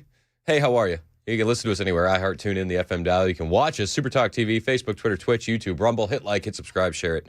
Do all the things. All of them. All the things. Oh, hey, look who's here. Hey, do me a solid. Hit the applause sound effect real quick. Ladies and gentlemen, he made it. I'm here. Mason Fleming is in the building. I've found a way. We have questions. I might have answers. We have questions. Is your car still running and locked outside the gates, Mason? No, it is not. Thank goodness. But I could hear your voice muffled through the window as the radio played with you mocking me. Well-deserved mockery. But okay. He's having fun at your expense. You know what? Okay. That's what I'm here for. I don't know how this could have happened. I don't either. You get out of the car. Yeah. Which, like, the doors lock. I would assume they lock automatically. When you're driving, you hit a certain speed, they lock. Yeah, most of them do. So when you open your door, it unlocks automatically. Yeah. At what point did it lock again? That's what I'm confused about. The other thing about that door, it doesn't technically lock as well. It's broken. So I can physically lock it myself and then unlock it with the handle, but it doesn't electronically lock. And so every time I get out of my car, when I drive to work, I leave it unlocked until I get in the parking lot because I'm like, oh, there's no reason to put it down. And then when I get out of my car, I just assume, cool, I'll pop it open, scan the gate, and then hop back in my car. And I turned around, and Sam said I should do this, and I think it would be the best if I could get a hold of the security footage just to watch my face turn around and go, oh. Just pure disappointment. I am already mad at myself for being this far behind and then turning around and seeing my door locked with all my stuff in the vehicle still. So is it wrong of me to assume that you didn't save yourself? Somebody saved you. I saved myself. I don't believe that. You could believe what you want. I have never rated WTN's storage stuff so fast. So what did you do to get the door open? I had to take a massive screwdriver, and I could bring it into you in the next break so you could show people on camera how big this thing is. But I used it to wedge open the door, and I had this long dowel rod that was just long enough to be able to hit the unlock button on my door to unlock my passenger door so I could reach across and open my driver's side. And you did all this while dealing with diarrhea. Yeah. Wait, no, hold on. What? No. That's See, unbelievable. I told you. It's not diarrhea. Why does your mind always go to diarrhea, Chris? I know your belly. You have the same thing. You got a sensitive belly, but I'm taking care of my diet. I'm doing better. Did you see what somebody wrote in the text line? No, what they say. Somebody wrote, God bless his diarrhea-addled heart. All right, so Mason's back. I'm back. People are excited. Thanks. People are excited. So glad to be here on the Chris Hand Show. Where I've had producer roulette today. I know. Yeah, it's been a gamble. I've been able to I've had everybody but Jackson. Do you still need to leave early? I could do it. Make sure as long as you get Jackson in here get Jackson in for the lightning round. I want to run through all the producers today. Could land with a full house. We should. All right, so Mason's back. People are excited. Everybody needs to calm down. Calm down, everyone. Mason is back. We were talking about the FBI working, but I got some news for you. The DOJ has also been working, and this one is pretty exciting. The DOJ is jumping in a lawsuit against Los Angeles' school district's anti-white allocation of tax dollars. And I'm here for it. Harmeet Dillon explained it yesterday on Newsmax. This is exciting stuff because the anti-white discrimination, I think we can all agree, it's there, and it's the only kind of discrimination that you're not allowed to complain about, and you should shut up and take it, you stupid bigot. But Harmeet Dillon and the Trump administration says, no, we're not going to just shut up and take that. A private lawsuit decades ago, and as a result of that lawsuit, Los Angeles implemented a formula system that if the district, the sort of sub-district within the school district, is 30% or more white, they kind of get the least funding per capita. And if they have more minority students in the district, then they'll get additional funding to lower the ratio of teachers to students to 5.5 to 1. There's also additional magnet funding for those districts that are more minority in makeup than white. And so this is clearly illegal under United States law, the very same law that we pointed to in the Harvard case. And it's not fair or legal to discriminate against any citizen in our country for government benefits on the basis of their race, whatever that race is. So this is the biggest, if not one of the biggest school districts in the United States. And this is millions of students there. So this is big stuff, and we're going to take it very seriously. I'm here for it. You cannot discriminate against students because they just so happen to be white. This is the kind of stuff that we saw happening ad nauseum under the Biden administration, really exploding, and the Trump administration saying, we're not going to sit here and take that anymore. Huge fan of this. We'll update you as progress is being made and when updates become available. It's 10:30. This is Super Talk 99.7 WTN.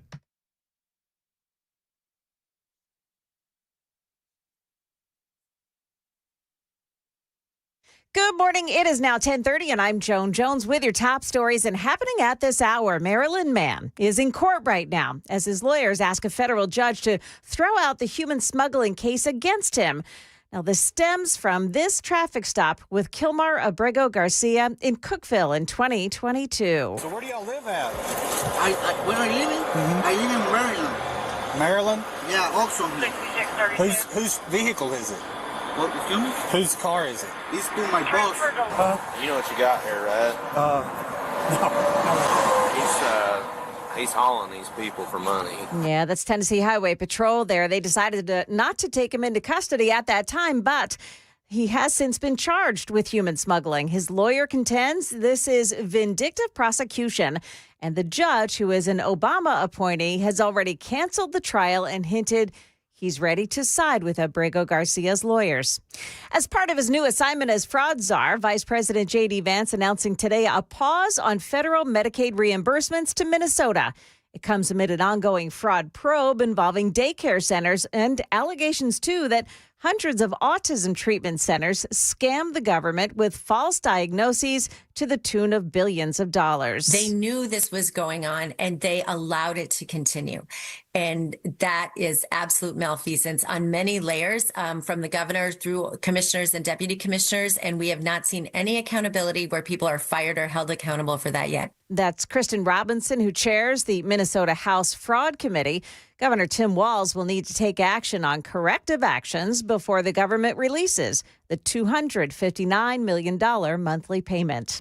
That is the latest news. We've got your weather next. I'm Joan Jones, WTN News.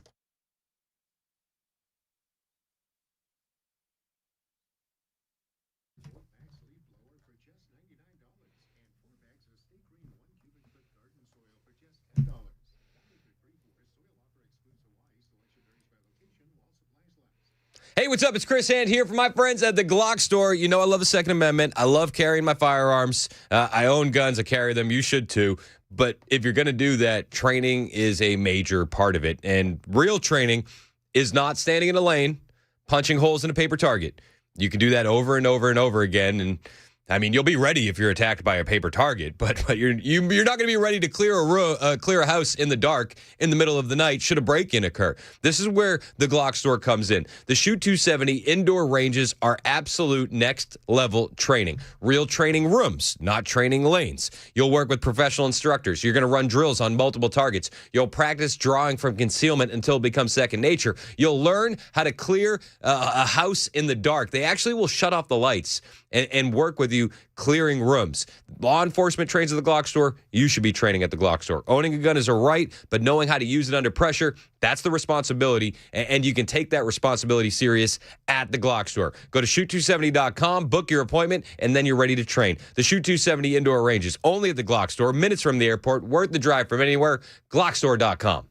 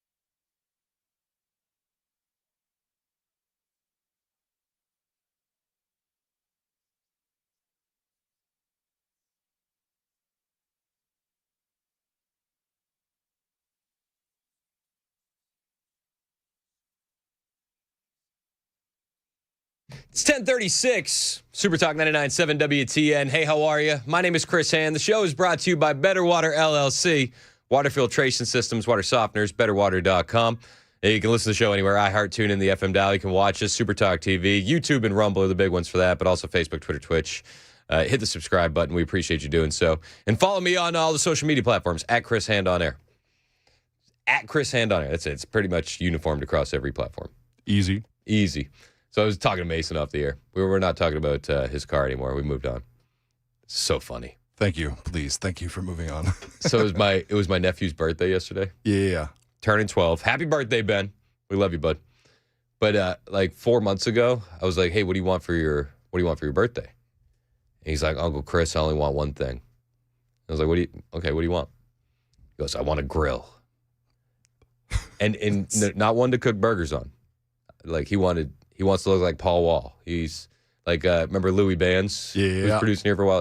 He wanted a grill like Louis. Yeah. And I said, all right, duly noted. Done. So I filed that away, and I got him the grill for his birthday. That's cool. And he is just jazzed. So then we're laughing. Me and my sister are laughing because it's like, I'm not getting that for my kids. Like it's like my son was like, "Can I get one?" I'm like, "You got to talk to Aunt Jen." So, but where we're laughing because now everybody wants one. Ben's little brother wants one, Lucas, and then my boys Brooks and Bishop want one. So my sister and I were chuckling, and they usually come up, and every year for Easter they do a sleepover. We have the Easter egg hunt and all that kind of stuff. They're like, "Okay, let's get grills for all the boys for Easter."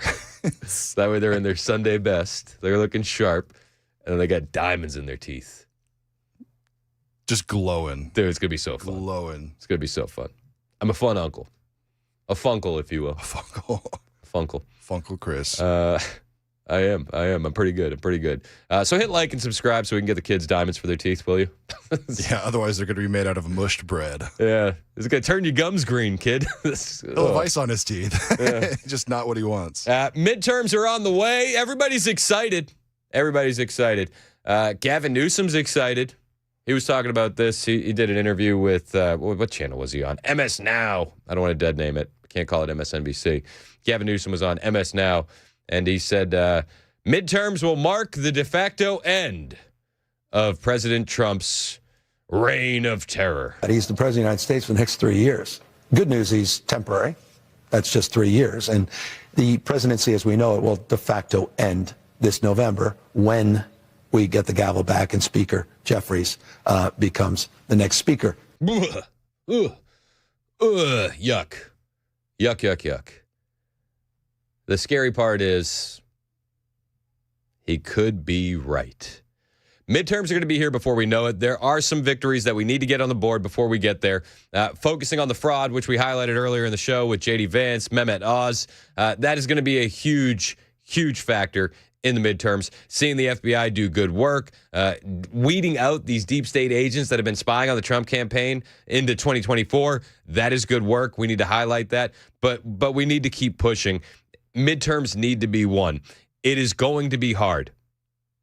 It's an uphill battle. Historically, the party in power loses. We need to work on this.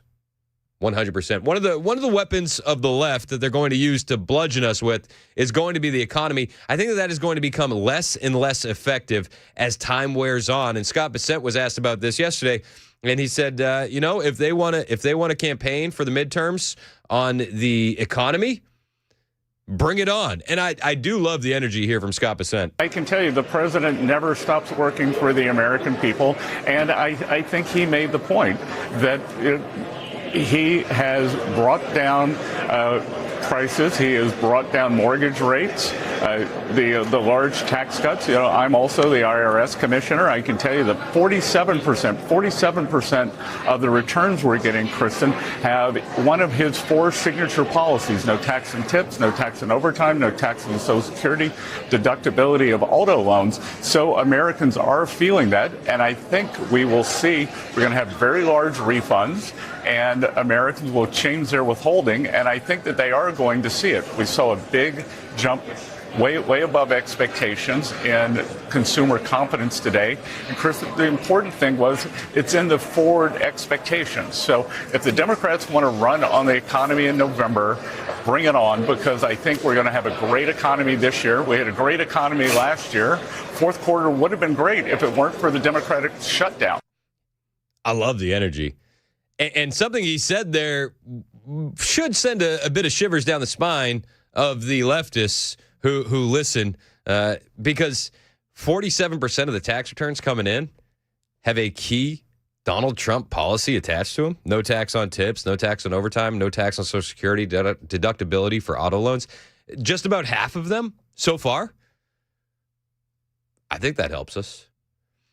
I think that the economy is going to be a losing issue for the Democrats. It's going to be another talking point that they lose very, very quickly. And if you're paying attention to the Democrats, you're seeing this elsewhere. The state of the state was the other night for Michigan, and Gretchen Whitmer, the governor, you know, the one that looks like Lord Farquaad from Shrek, Gretchen Whitmer, she actually gave props to President Trump in her State of the State address. This radical leftist Democrat. Shocking, but telling at the exact same time. Michigan is open for business. New factories making batteries, cars, chips are opening in Marshall, Lake Orion, Holland, Bay City, Calumet, Hemlock, Ann Arbor, and Delta Township. A new fighter mission is coming to Selfridge Air National Guard Base in Macomb County.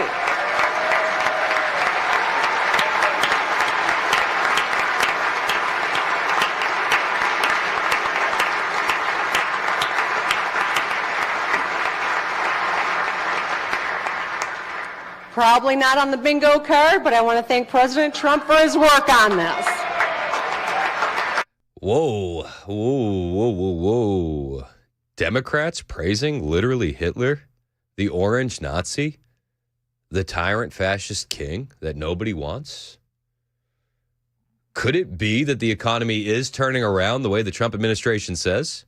I mean, she says Michigan's open for business, and we understand that the tariffs are helping states like Michigan. And then she personally thanks President Trump for his work on this. No, I didn't have that on my bingo card. I did predict that the Democrats would run away from the economy talking point, but I didn't predict that they would run towards it and praise the president for his work on it. Wild stuff. Wild stuff. Now, listen, with the midterms, one of the things that we need to do is we need to get the SAVE Act passed, and we need to get it passed very, very quickly. Currently, at least 4 Republican senators are no or leaning towards no on a talking filibuster to pass the SAVE Act, the Save America Act, with the 50+1. This is per Punch Bowl News. Senator Tom Tillis is currently a no. An absolute clown, unless he sees a clear plan to pass the bill without nuking the filibuster. Nobody said anything about nuking the filibuster. They said that they're going to use rules that are on the books to make it so that way you have to actually put the work in if you want to filibuster. Senator John Curtis said he's warning that if this process upended a Democrat amendment spree, he wouldn't vote to table their amendments if it means changing the Senate rules. Nobody's saying that. Nobody's saying that.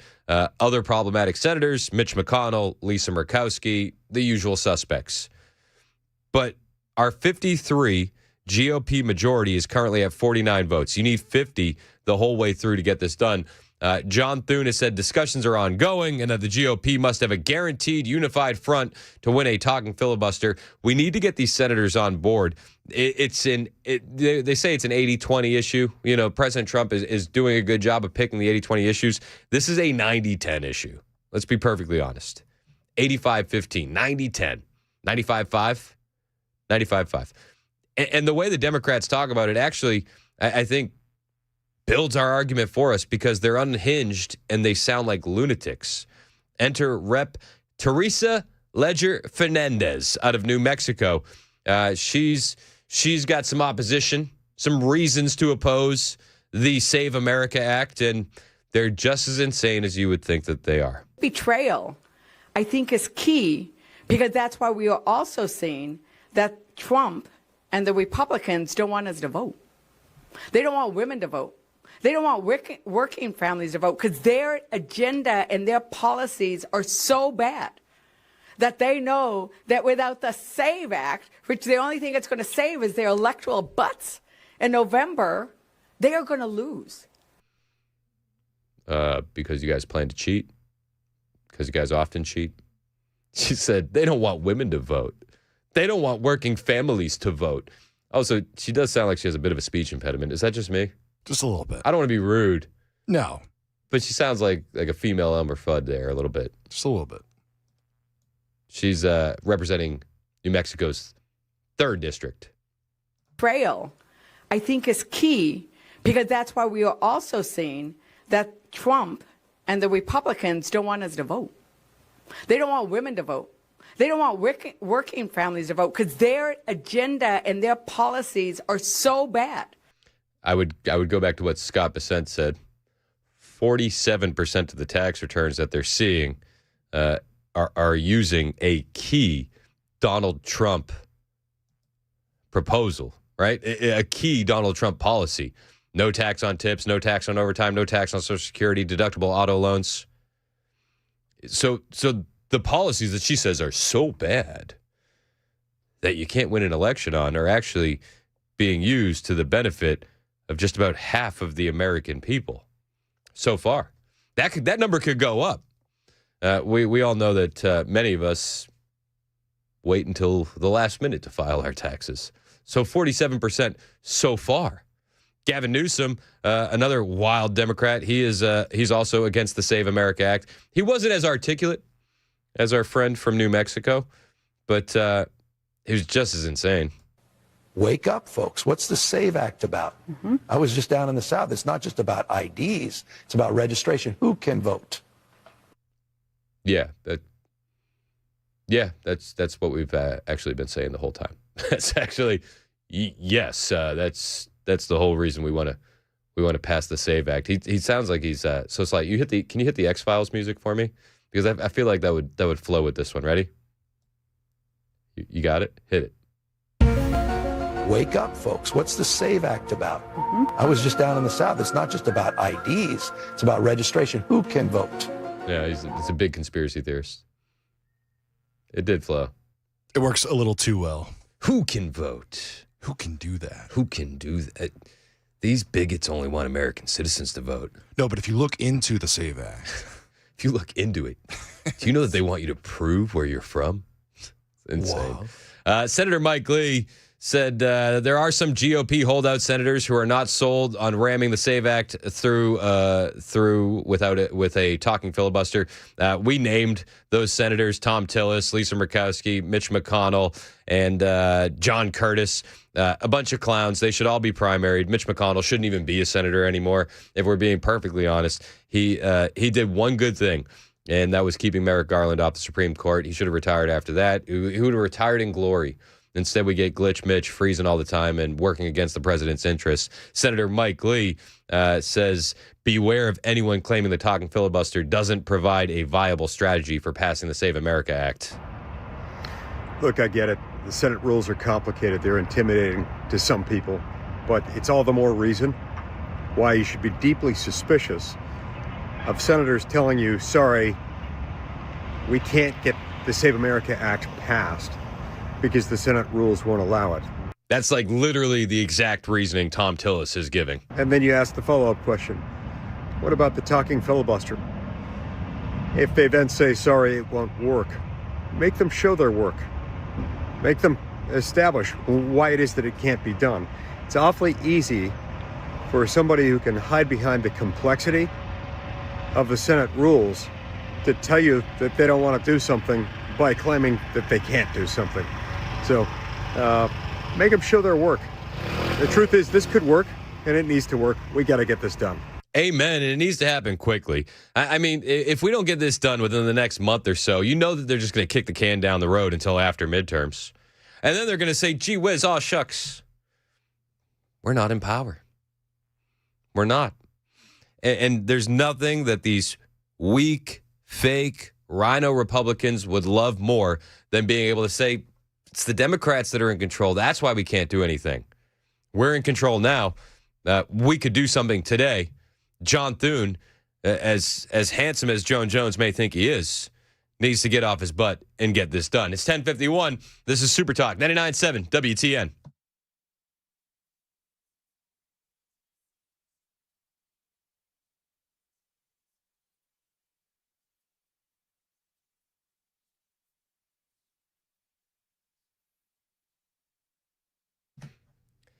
Let me ask you something. How long you been living with that pain? It's Chris Hand here for the Wellness Institute of Nashville. If you answered more than a month, that's way too long. Back pain, neck pain, sciatica, slip disc, herniated disc, spinal stenosis. Maybe you got numbness or weakness in your hands or feet. You maybe think it's just part of getting older, but that's not the reality. It doesn't have to be part of getting older. The Wellness Institute of Nashville has some opportunities that could absolutely change your life. They're the first and only clinic in Tennessee with the HydroWave. This is a device that will stimulate your stem cells for real healing at the cellular level. You pair that with the non-surgical spinal decompression technology, which is 47% off in 2026. And this is as advanced as it gets. It's coming from Dr. Mitch, Dr. Ashley. These guys are innovators in this space, working on what could be the #1 machine in the world. They're offering robotic lasers, anti-gravity machines, cryotherapy, the HydroWave stem cell simulation. During your consultation, you'll get a full exam, x-rays if needed. Bring your MRI. They'll review it. They'll give you a clear plan on how to get back to a pain-free life without surgery, without opioids, and without painful injections. It starts with a phone call, 615-246-5009, 615-246-5009. You can also find them online, painisbad.com.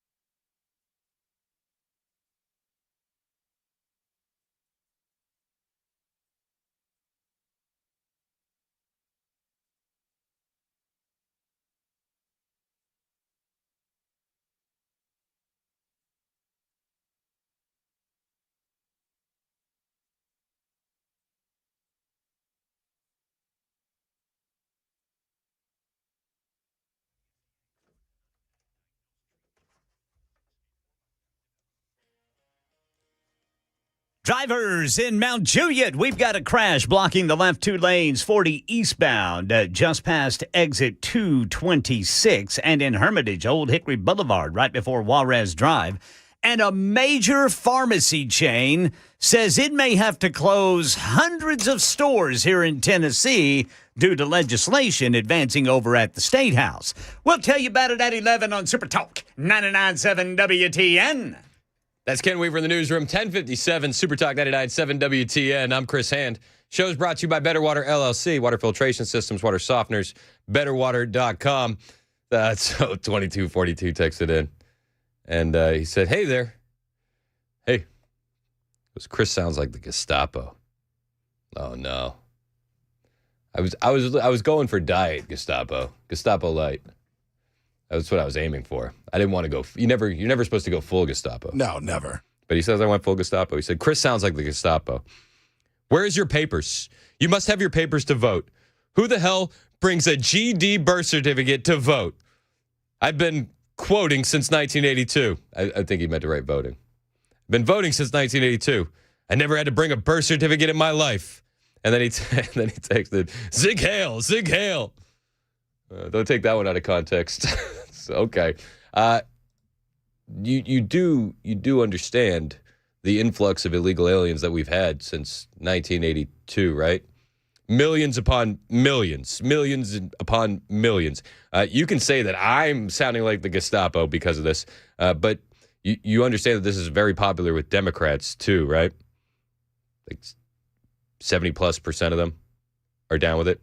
You know, Fox actually had a panel of voters, and I listened to the panel. There was a bunch of clips on it, and I was like, like a lot of it's just echo chamber stuff because it was a lot of conservatives on the panel. But I did see one Democrat on the panel, and the Democrat voter was in favor of the SAVE Act.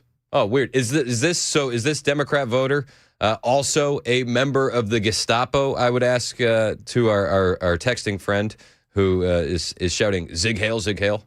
Jude, you have been with us throughout this conversation. You are a self-described Democrat. I'm not sure that makes you necessarily sign up for a Cracker Jack box list of issues that you sign up for. And you raised your hand when you said, yeah, I think I would support the SAVE Act.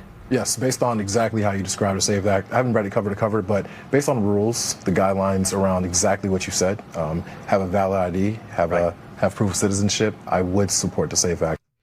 And nobody's asking you to bring your birth certificate to the polling place. You would just need your birth certificate to register to vote. Again, you can call me the Gestapo, but there's more documentation needed to shovel snow in the city of New York than there is to vote in many states in our elections. That's not right. Does that make me the Gestapo? I think that makes me the Gestapo. Look at me. I'm the Gestapo now. It's 11 o'clock on Super Talk 99.7 WTN.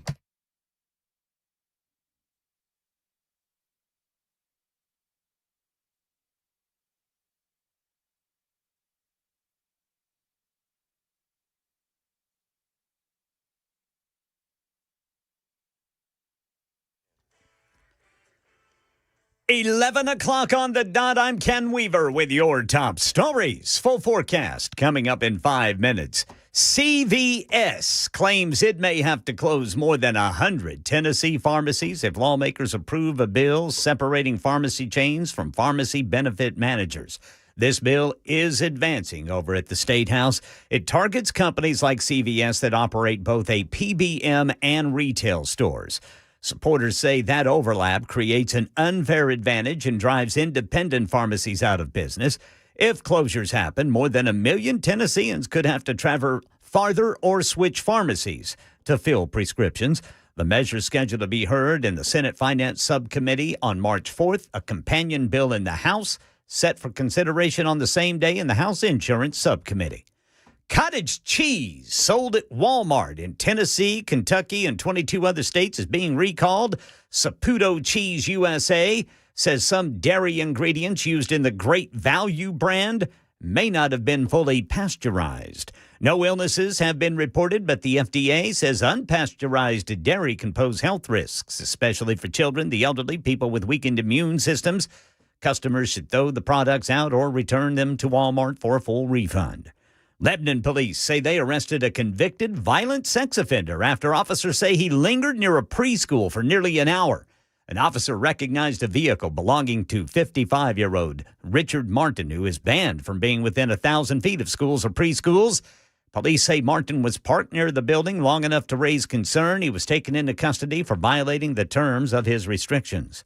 And a federal judge in Nashville hearing arguments today over whether prosecutors targeted Kilmar Abrego Garcia in a vindictive case.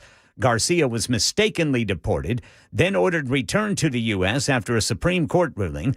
Not long after he came back, he was charged with human smuggling tied to a 2022 traffic stop in Putnam County.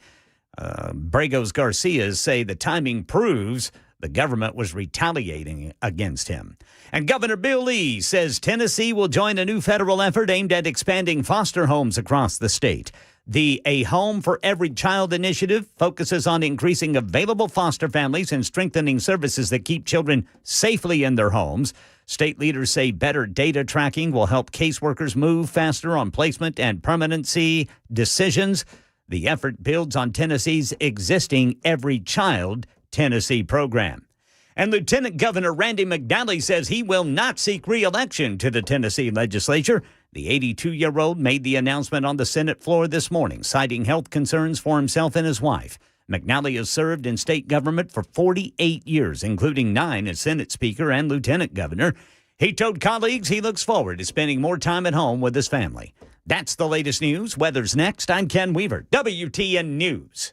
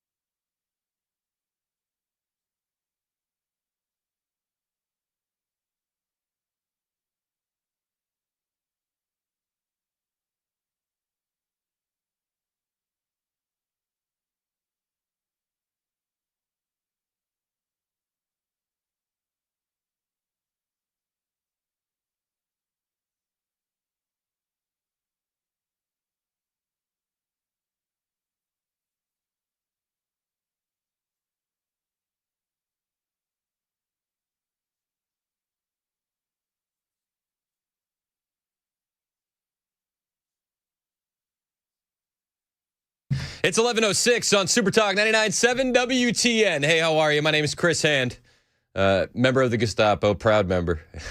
Show's brought to you by Better Water LLC. Clipping that. Yeah, you should. You should. It's that's one for the ages. Look at me. I'm the Gestapo now. We were talking about the SAVE Act And I was accused by a liberal texter, 2242, that I was actually acting like the Gestapo. You know, quite a few people have been texting in.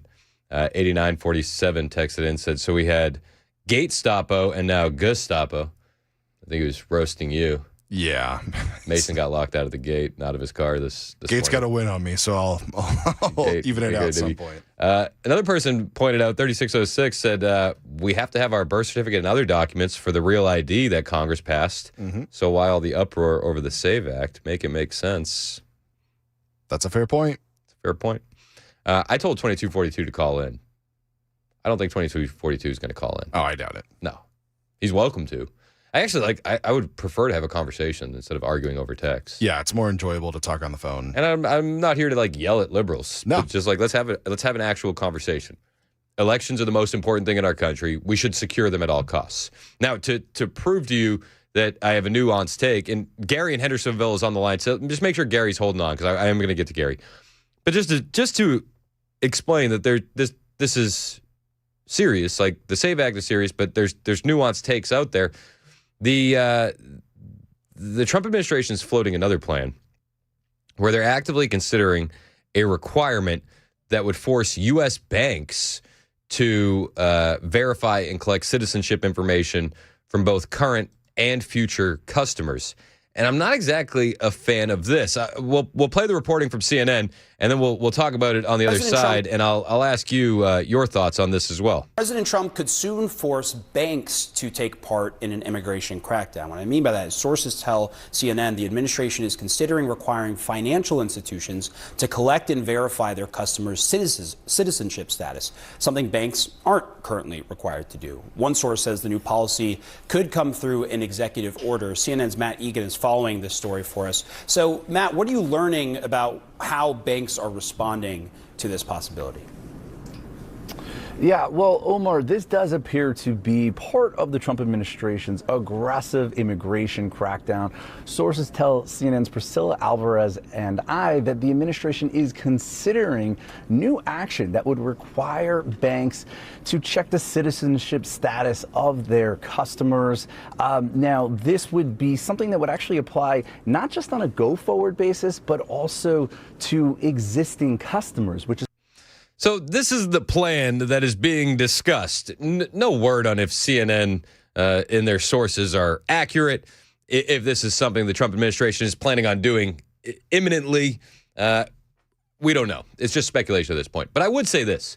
I would be against it. I would be against the verifying citizenship for bank customers, and I'll tell you why. There's too many workarounds in 2026. There's digital wallets, there's Venmo, there's Apple Pay. There are so many different platforms where you can exchange money now that I think it would almost be a bad idea to do this because you would remove the illegal aliens from the banking system, where I think that if we had them in the banking system, you could focus on money going out of countries, money going out of the country to other countries. You could hyper-focus on that and actually track down a lot more illegal aliens than by forcing them out. And I think it would add a lot of, footwork to your everyday American. I could be wrong, and you can change my mind with different information. Senator Tom Cotton is behind the potential executive order saying, I strongly support President Trump taking action to prevent illegal migrants from accessing our banking system. I just think that that's not going to stop illegal aliens from getting paid in the country. Does that make sense? I hope that makes sense. But I think that's a nuanced take. And I don't think that this is necessarily the right move in the same way I think the SAVE Act is the right move. 615-737-9986 if you want to talk about the Trump administration's idea on the banking system. They said a letter has been sent to Treasury Secretary Scott Bessent asking for an investigation of this matter. And Tom Cotton said he will be introducing legislation on this issue shortly. A lot of people online do support this. I just think that you would move the illegal aliens out of the current banking system into an alternate banking system, not necessarily eliminate them from our economy altogether, if that makes sense. U-Haul Brian is on the road, wants to talk about bank accounts and citizenship. What's up, Brian? Chris, I was in the banking credit union world for 30 years, and we were held to a standard about identifying our members. And banks were held to a standard, unless they've gotten rid of it since I retired, to know your customer. And I was telling Mason about, I used to pass a Bank of America over on Murfreesboro Road every day, and they would be out the door, look like Muslim, Arabian looking, I don't know. They were immigrants, no doubt about it, or illegal. I don't know back then. But I always used to wonder, what's going on at the bank that's such a big deal? And it's not at the regions across the street, And Bank of America got in trouble, I think, for some of that movement of money transfers that they were offering. But credit unions have always been under that. It was called Know Thy Member, and the regulators from the state and the federal government used to hold us to that. But isn't that a bit different in 2026? I mean, I don't even ever have to go into a bank, and I can bank exclusively online. So knowing your customer, I mean, that whole dynamic has completely changed. Well, they do it on the front end so that when you're doing the banking, it's authenticated. That they do double and triple authentications now. But so they know you when you open the account. Now they will let you do online opening. Yeah. But I think they ID you. I mean, but don't you agree that there's so much of an alternate kind of payment system out there that is 100%. Separate from the bankings that, like, to force them out, you almost lose an investigative alley? 100%. That's a great point. But I'm just saying it shouldn't. I mean, you know that. It shouldn't be. I mean, if you're going to do anything, there is a privacy part of it. But other than that, you want to know who's moving money because of that. I mean, our country is unsafe now because people were able to move themselves with no standard. So would you be okay with your bank calling you today and say, "Hey, Brian, we have to retroactively prove that you're a citizen"? No. And that's kind of where I'm at too. Because my thought would be, why didn't you do that on the front end? Now, if you're doing it to me, I'd be thinking about others. But that's the privacy part. Don't discriminate against people. But have a standard. I mean, this is a big deal. This is where Iran does the proxy. It's through money. And that's why President Trump has been so effective, because he chokes the snake. He knows where everything runs off of the money system. That's a sad thing to say for a Christian. But that's why I feel like if you crack it down with that citizenship stuff now, you're essentially forcing them into the parallel economy. You're forcing them into Bitcoin and digital wallets and Venmo and Apple Pay, and then it's harder to find the information. Whereas if you just let it kind of lie, I mean, you can hyper focus on transfers out of the country. You can with the AI systems, I don't even think you need a team of investigators. It would just flag people based on their habits. Well, in my opinion, those things shouldn't exist without standards and precautions, because that just what you described is what can happen and what goes on. They're unhindered, and they can just do what they want with and banking people. It's like you said, it's an alternate universe almost. It shouldn't go on. Now, you can't do anything with the currency economy, because that's just so hard to trace. But you can trace it. They have standards, and the FBI has rules and regulations where they can trace stuff. And you'd be surprised how many times people they think cash is king. Cash is king, but you can get caught with it because they can trace back a lot. How many withdrawals you make and where did that money go? Yeah, I hear you, man, and I appreciate the call. Thank you for your insight. 615-737-9986. Go to Patrick in Louisville. What's up, Patrick? Hey, man, appreciate taking the call and the topic. So I was previously in Tennessee. I moved to Georgia. Got a driver's license. They require a birth certificate and a Social Security card. I'm like, well, this ID from Tennessee and my gun permit are both real ID. I've already verified real ID. They're like, we need a birth certificate. And I'm like, well, if I bring a 3x5 card that says CBP on it with names and numbers on it, you're going to give me an ID. And guy at the DMV in Georgia said, you got one of those cards? I'm like, no. He goes, well, you got to prove your citizenship.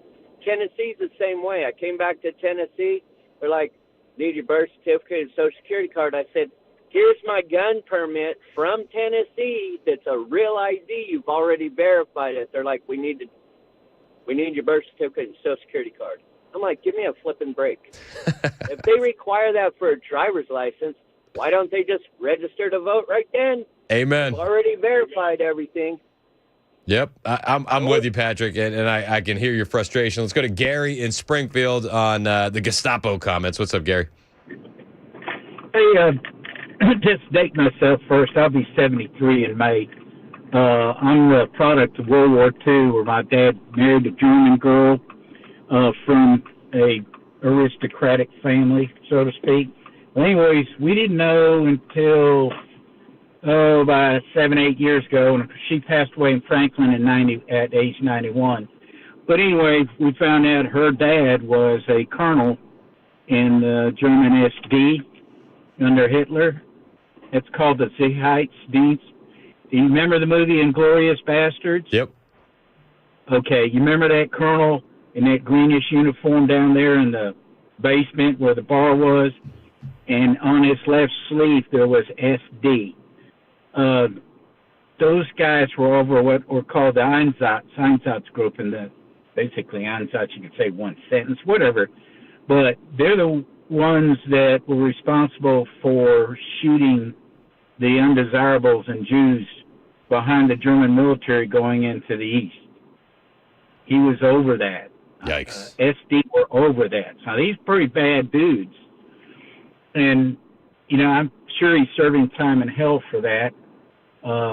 But these people are calling ICE and Trump and you and me Gestapo about the dumbest human beings on earth.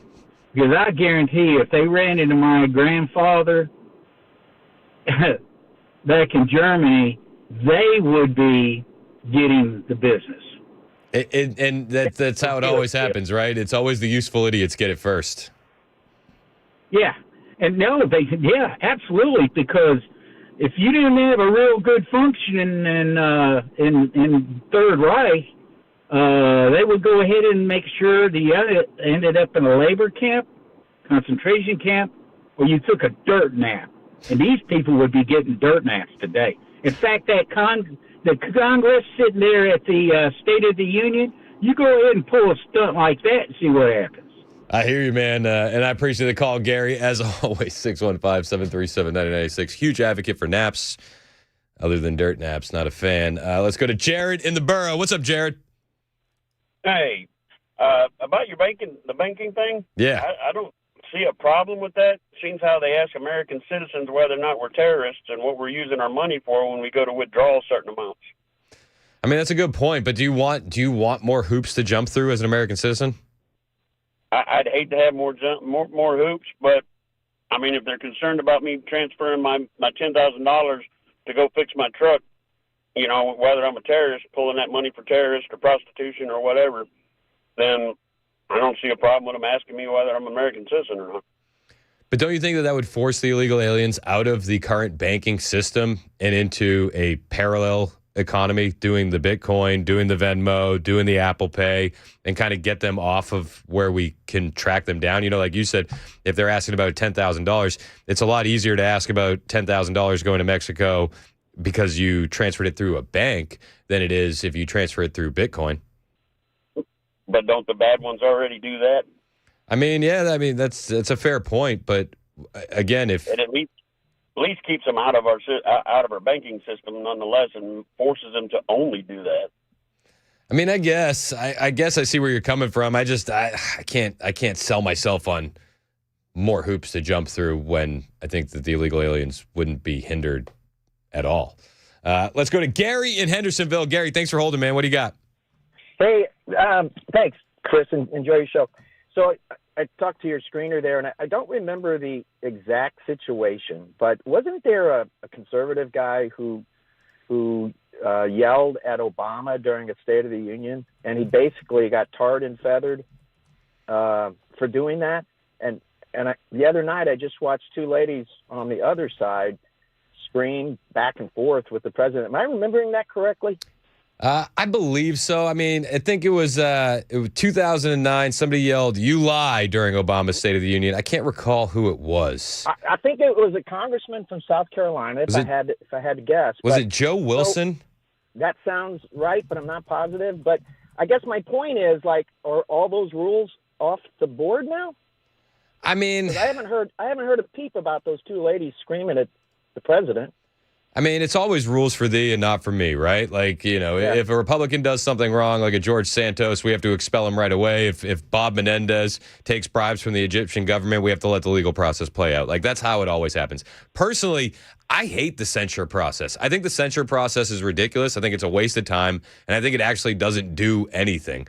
Right. So I don't like the censure process for anybody. John Thune is saying, "Gee whiz, I don't know if we have enough time to do a talking filibuster." Then, like, why do we have time to do these censure things that are just ridiculous? And hey, if it's the same rules for both sides, I would be on board with the way they do it in England, and they just all scream at each other. That's fine with me. But just to your point, let's have the same rules for both sides. Yeah, man, I'm with you, and I appreciate the call, Gary. It's funny. Nancy Pelosi was asked about Ilhan Omar screaming at the president during the State of the Union. She was on CNN in the aftermath of the speech, and what did Ilhan Omar yell? She yelled, "You killed Americans. You should be ashamed." All this stuff. Nancy Pelosi was asked about it. Speaker, so much of, obviously, number one thing that people take away from watching the State of the Union is the president. But people are also watching for the reaction of the opposition party. And your leadership warned the caucus not to have any outbursts, not to take the bait. There was a moment where a couple of members did not, more than one moment, but I wanted to play one of them for you when a couple did not heed that. Just watch. And enact serious penalties for public officials who block the removal of criminal aliens. In many cases, drug lords, murderers all over our country, they're blocking the removal of these people out of our country, and you should be ashamed of yourself. That was hardly noticeable in the room. And I love it. What? I love it. That was actually. That doesn't make any sense. That was hardly noticeable. that was hardly noticeable in the room. It may have been more noticeable on TV. Yeah, it was very noticeable on TV. And I know Nancy Pelosi doesn't know how to use the internet, and she's not on Twitter, but millions of impressions on that clip. Shut up. Sorry. Don't worry. It's so good. Don't worry. It was hardly noticeable. No one saw that. Nobody even blip on the radar. They were much more focused on us not standing up for American citizens. You know that. Hardly noticeable. 11:24. Super Talk 99.7 WTN.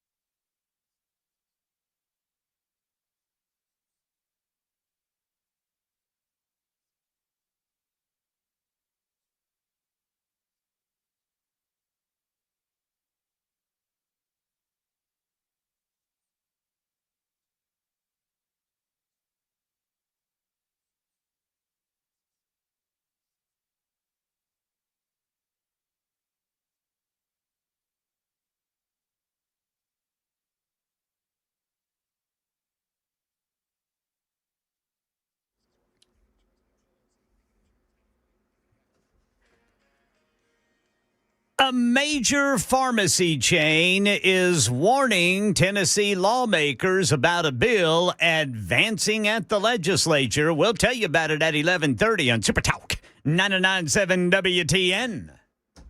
That's Ken Weaver in the newsroom. My name is Chris Hand. The show is brought to you by Better Water LLC. Water filtration systems, water softeners, betterwater.com. Sorry, I got distracted.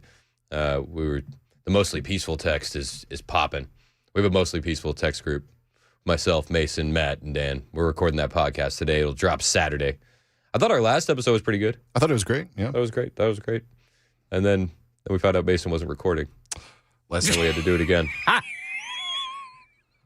Today is not my day. Mason's had a week, man. Hang in there, brother Mason. Did you hear anything of what happened earlier, Ken? Yeah, I heard about it. Man. I'm going to take my ball and go home. It's been cool. Hey, on the way, we're going to be jumping into the lightning round. Marsha Blackburn catching some heat. Uh-oh. I'll tell you what the headline is. Why Marsha Blackburn is under fire. Why John Rose is downright giddy about this. And why I actually don't think it's a big deal at all. All that and more on the way in the lightning round. It's 11:30. This is Super Talk 99.7 WTN.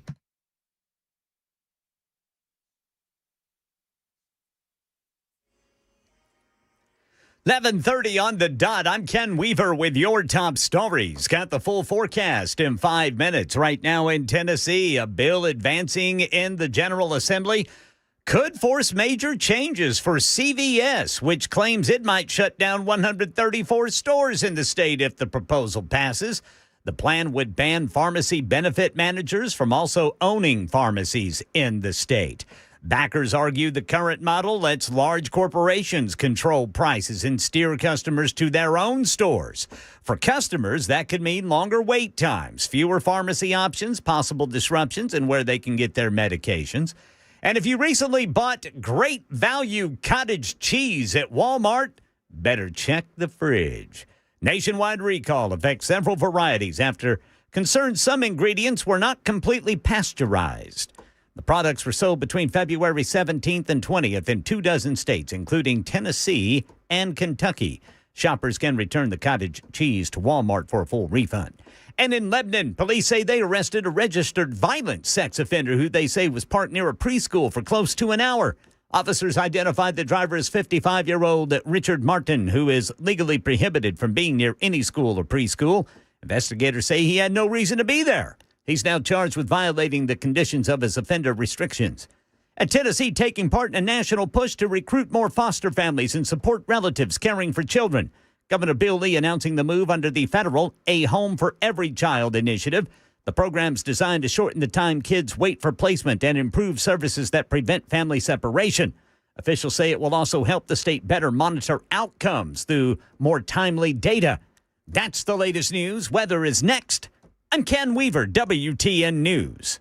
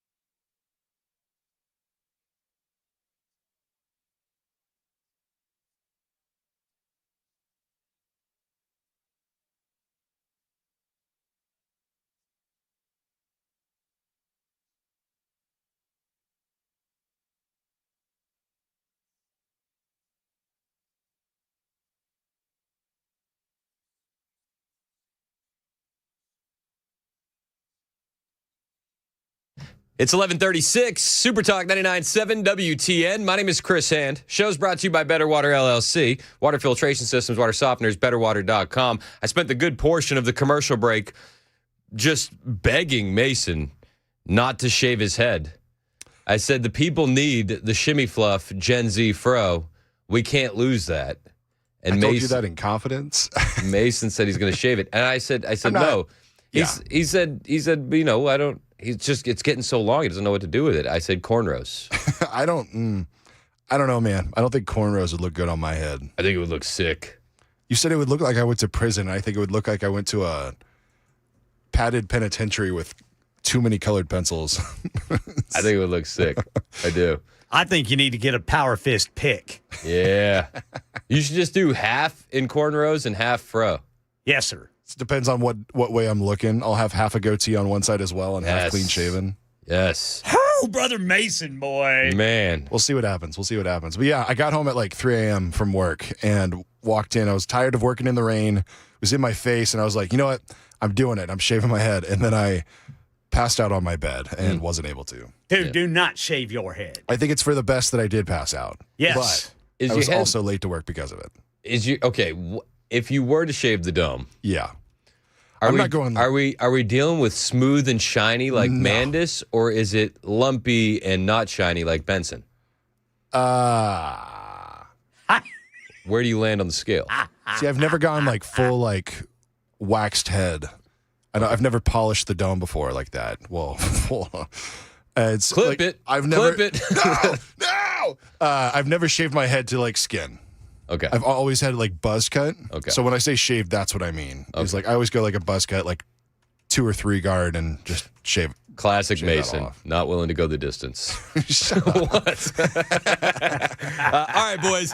Enough about Mason's hair. We love the shimmy fluff, but we also love the lightning round. It's the lightning round with Chris Hand.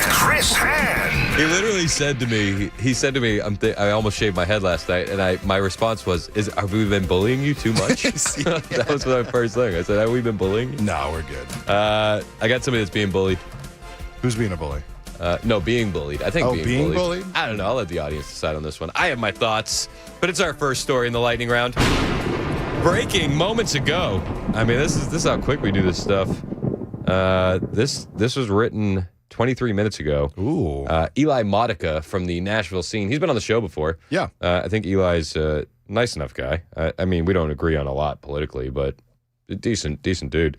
He wrote a story about one Senator Marsha Blackburn. Maybe you've heard of her. I love the awkward silence. Sorry. Maybe you've heard of her. She's running for governor in the state of Tennessee. Rings a bell. Here's the headline. Blackburn coordinated with NES CEO for special treatment during ice storm. Ooh, whoa. John Rose's ears perked up. I feel like did John Rose fund this story?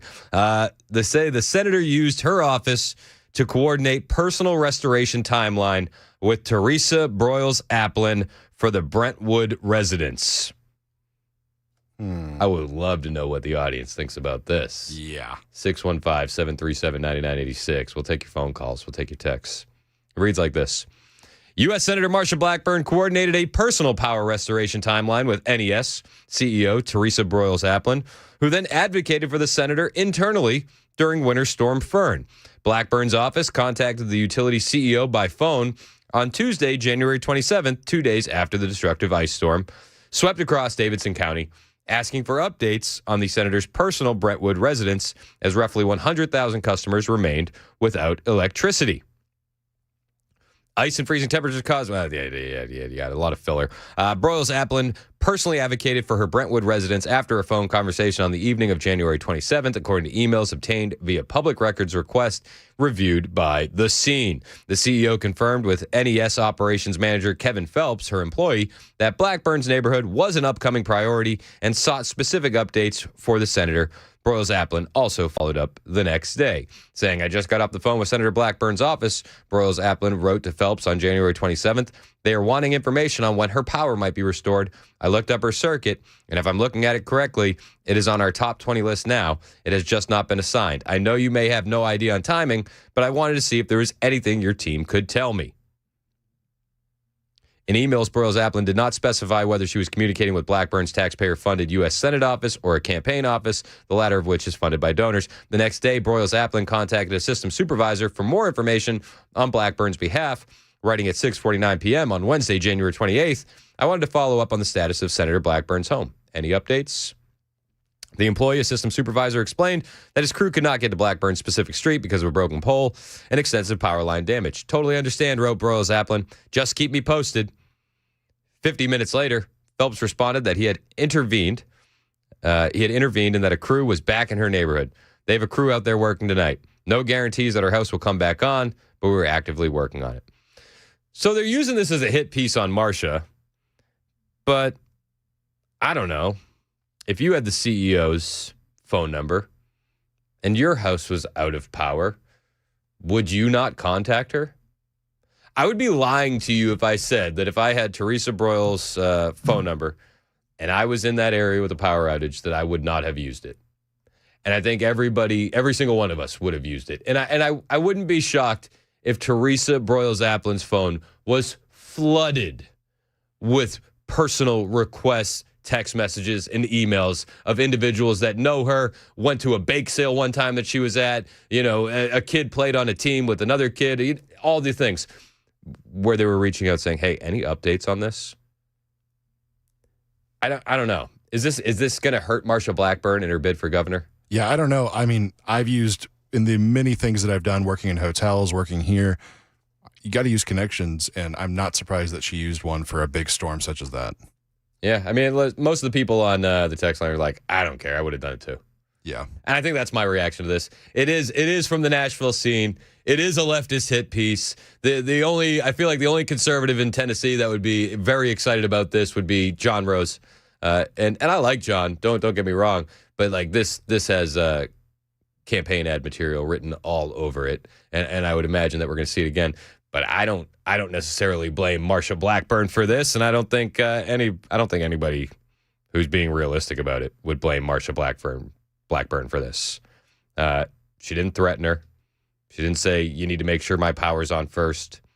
She didn't sound like she was overly angry. She was just searching for updates. And then Teresa Broyles-Applin looked for those updates for the senator. I don't know. That's just me.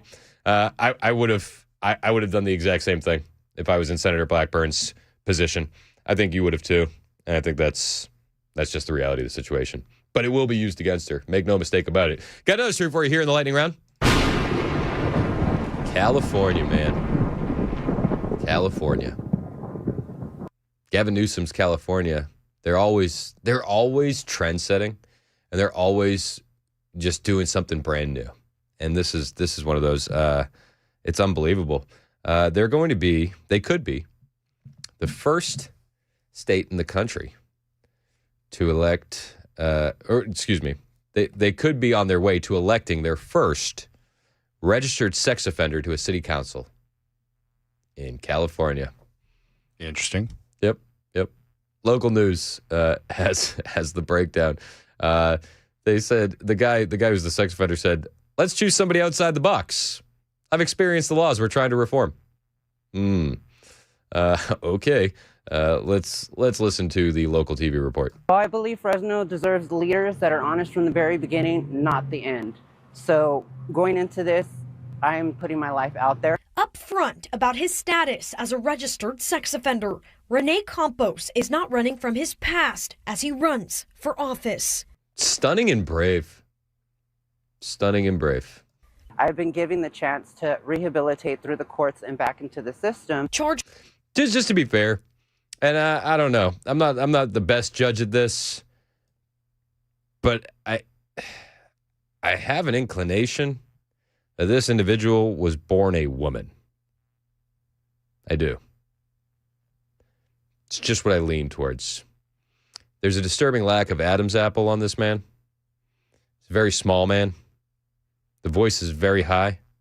I could absolutely be wrong, but it's also California, so who knows? Rehabilitate through the courts and back into the system. Charged with being in possession of child sex abuse material back in 2018, the Fresno native says he pled no contest to a misdemeanor charge. Now launching his campaign to represent District 7 on the Fresno City Council. It's no big deal, right? It's just child sex abuse material. Yeah. And now this individual is probably going to get elected because it is California after all. You know, there's those stories in the Bible where God said, this is a bit too far. I'm going to go ahead and just hit the reset button. I'm going to unplug it. I'm going to plug it back in. I wouldn't be angry at God if he said, we got to unplug this and plug this back in. I mean, it was raining yesterday. You know what I'm saying? What?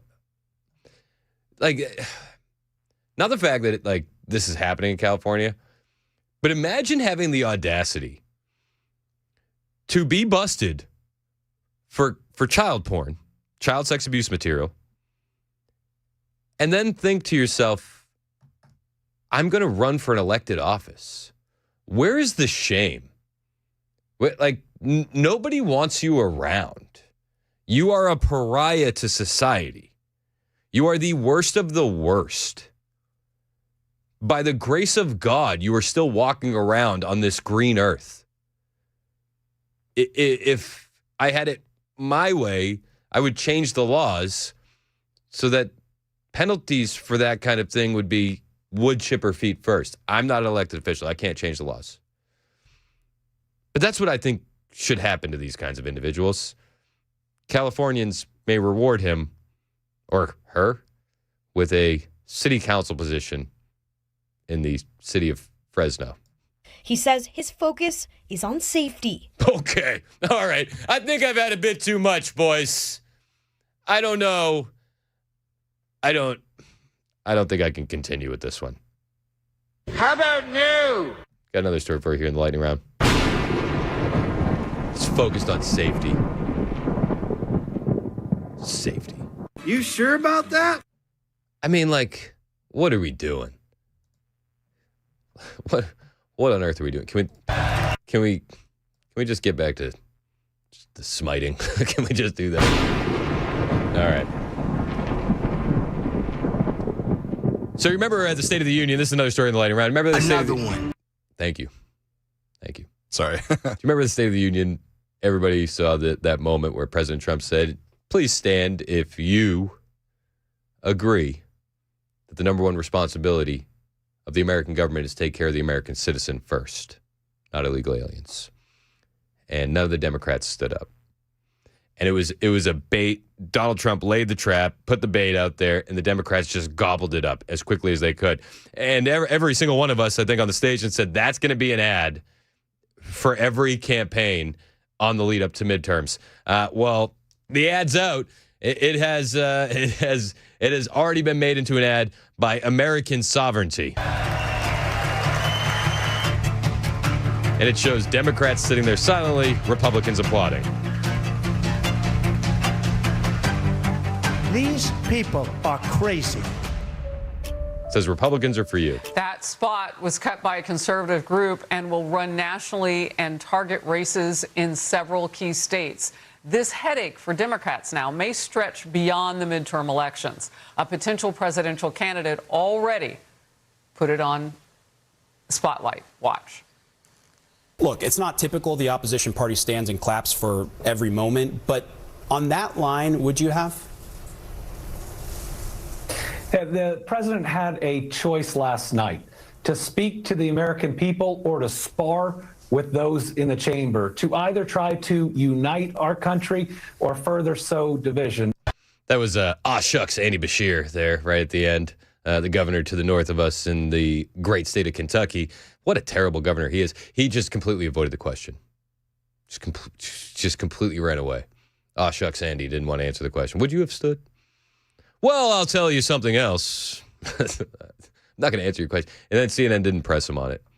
But it is confirmed that that is going to be an ad that is going to be running everywhere in the lead up to midterms. Good on Republicans, good on American sovereignty for putting that one together. That does it for today's edition of the Lightning Round. It is 11:51. This is Super Talk 99.7 WTN.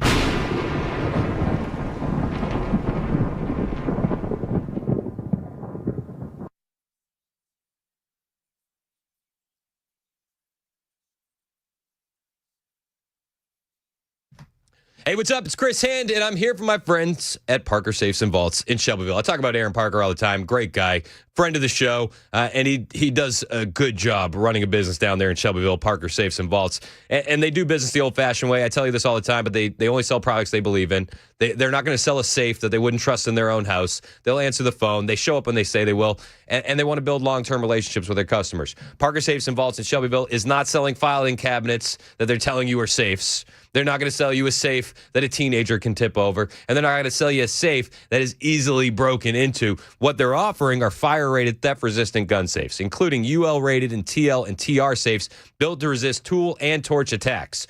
Perfect for firearms, but also really great for anything that you need to protect, from precious metals to jewelry to photo albums to passports, family heirlooms, you name it. Aaron Parker has you covered. Now, you can find a detailed review of every safe in stock on their YouTube page. Search for Parker Safes on YouTube, or you can go to the website and find the whole inventory at parkersafes.com. Give Aaron a call today. Find out what safe is right for you, 931-842-6445, and find him online, parkersafes.com.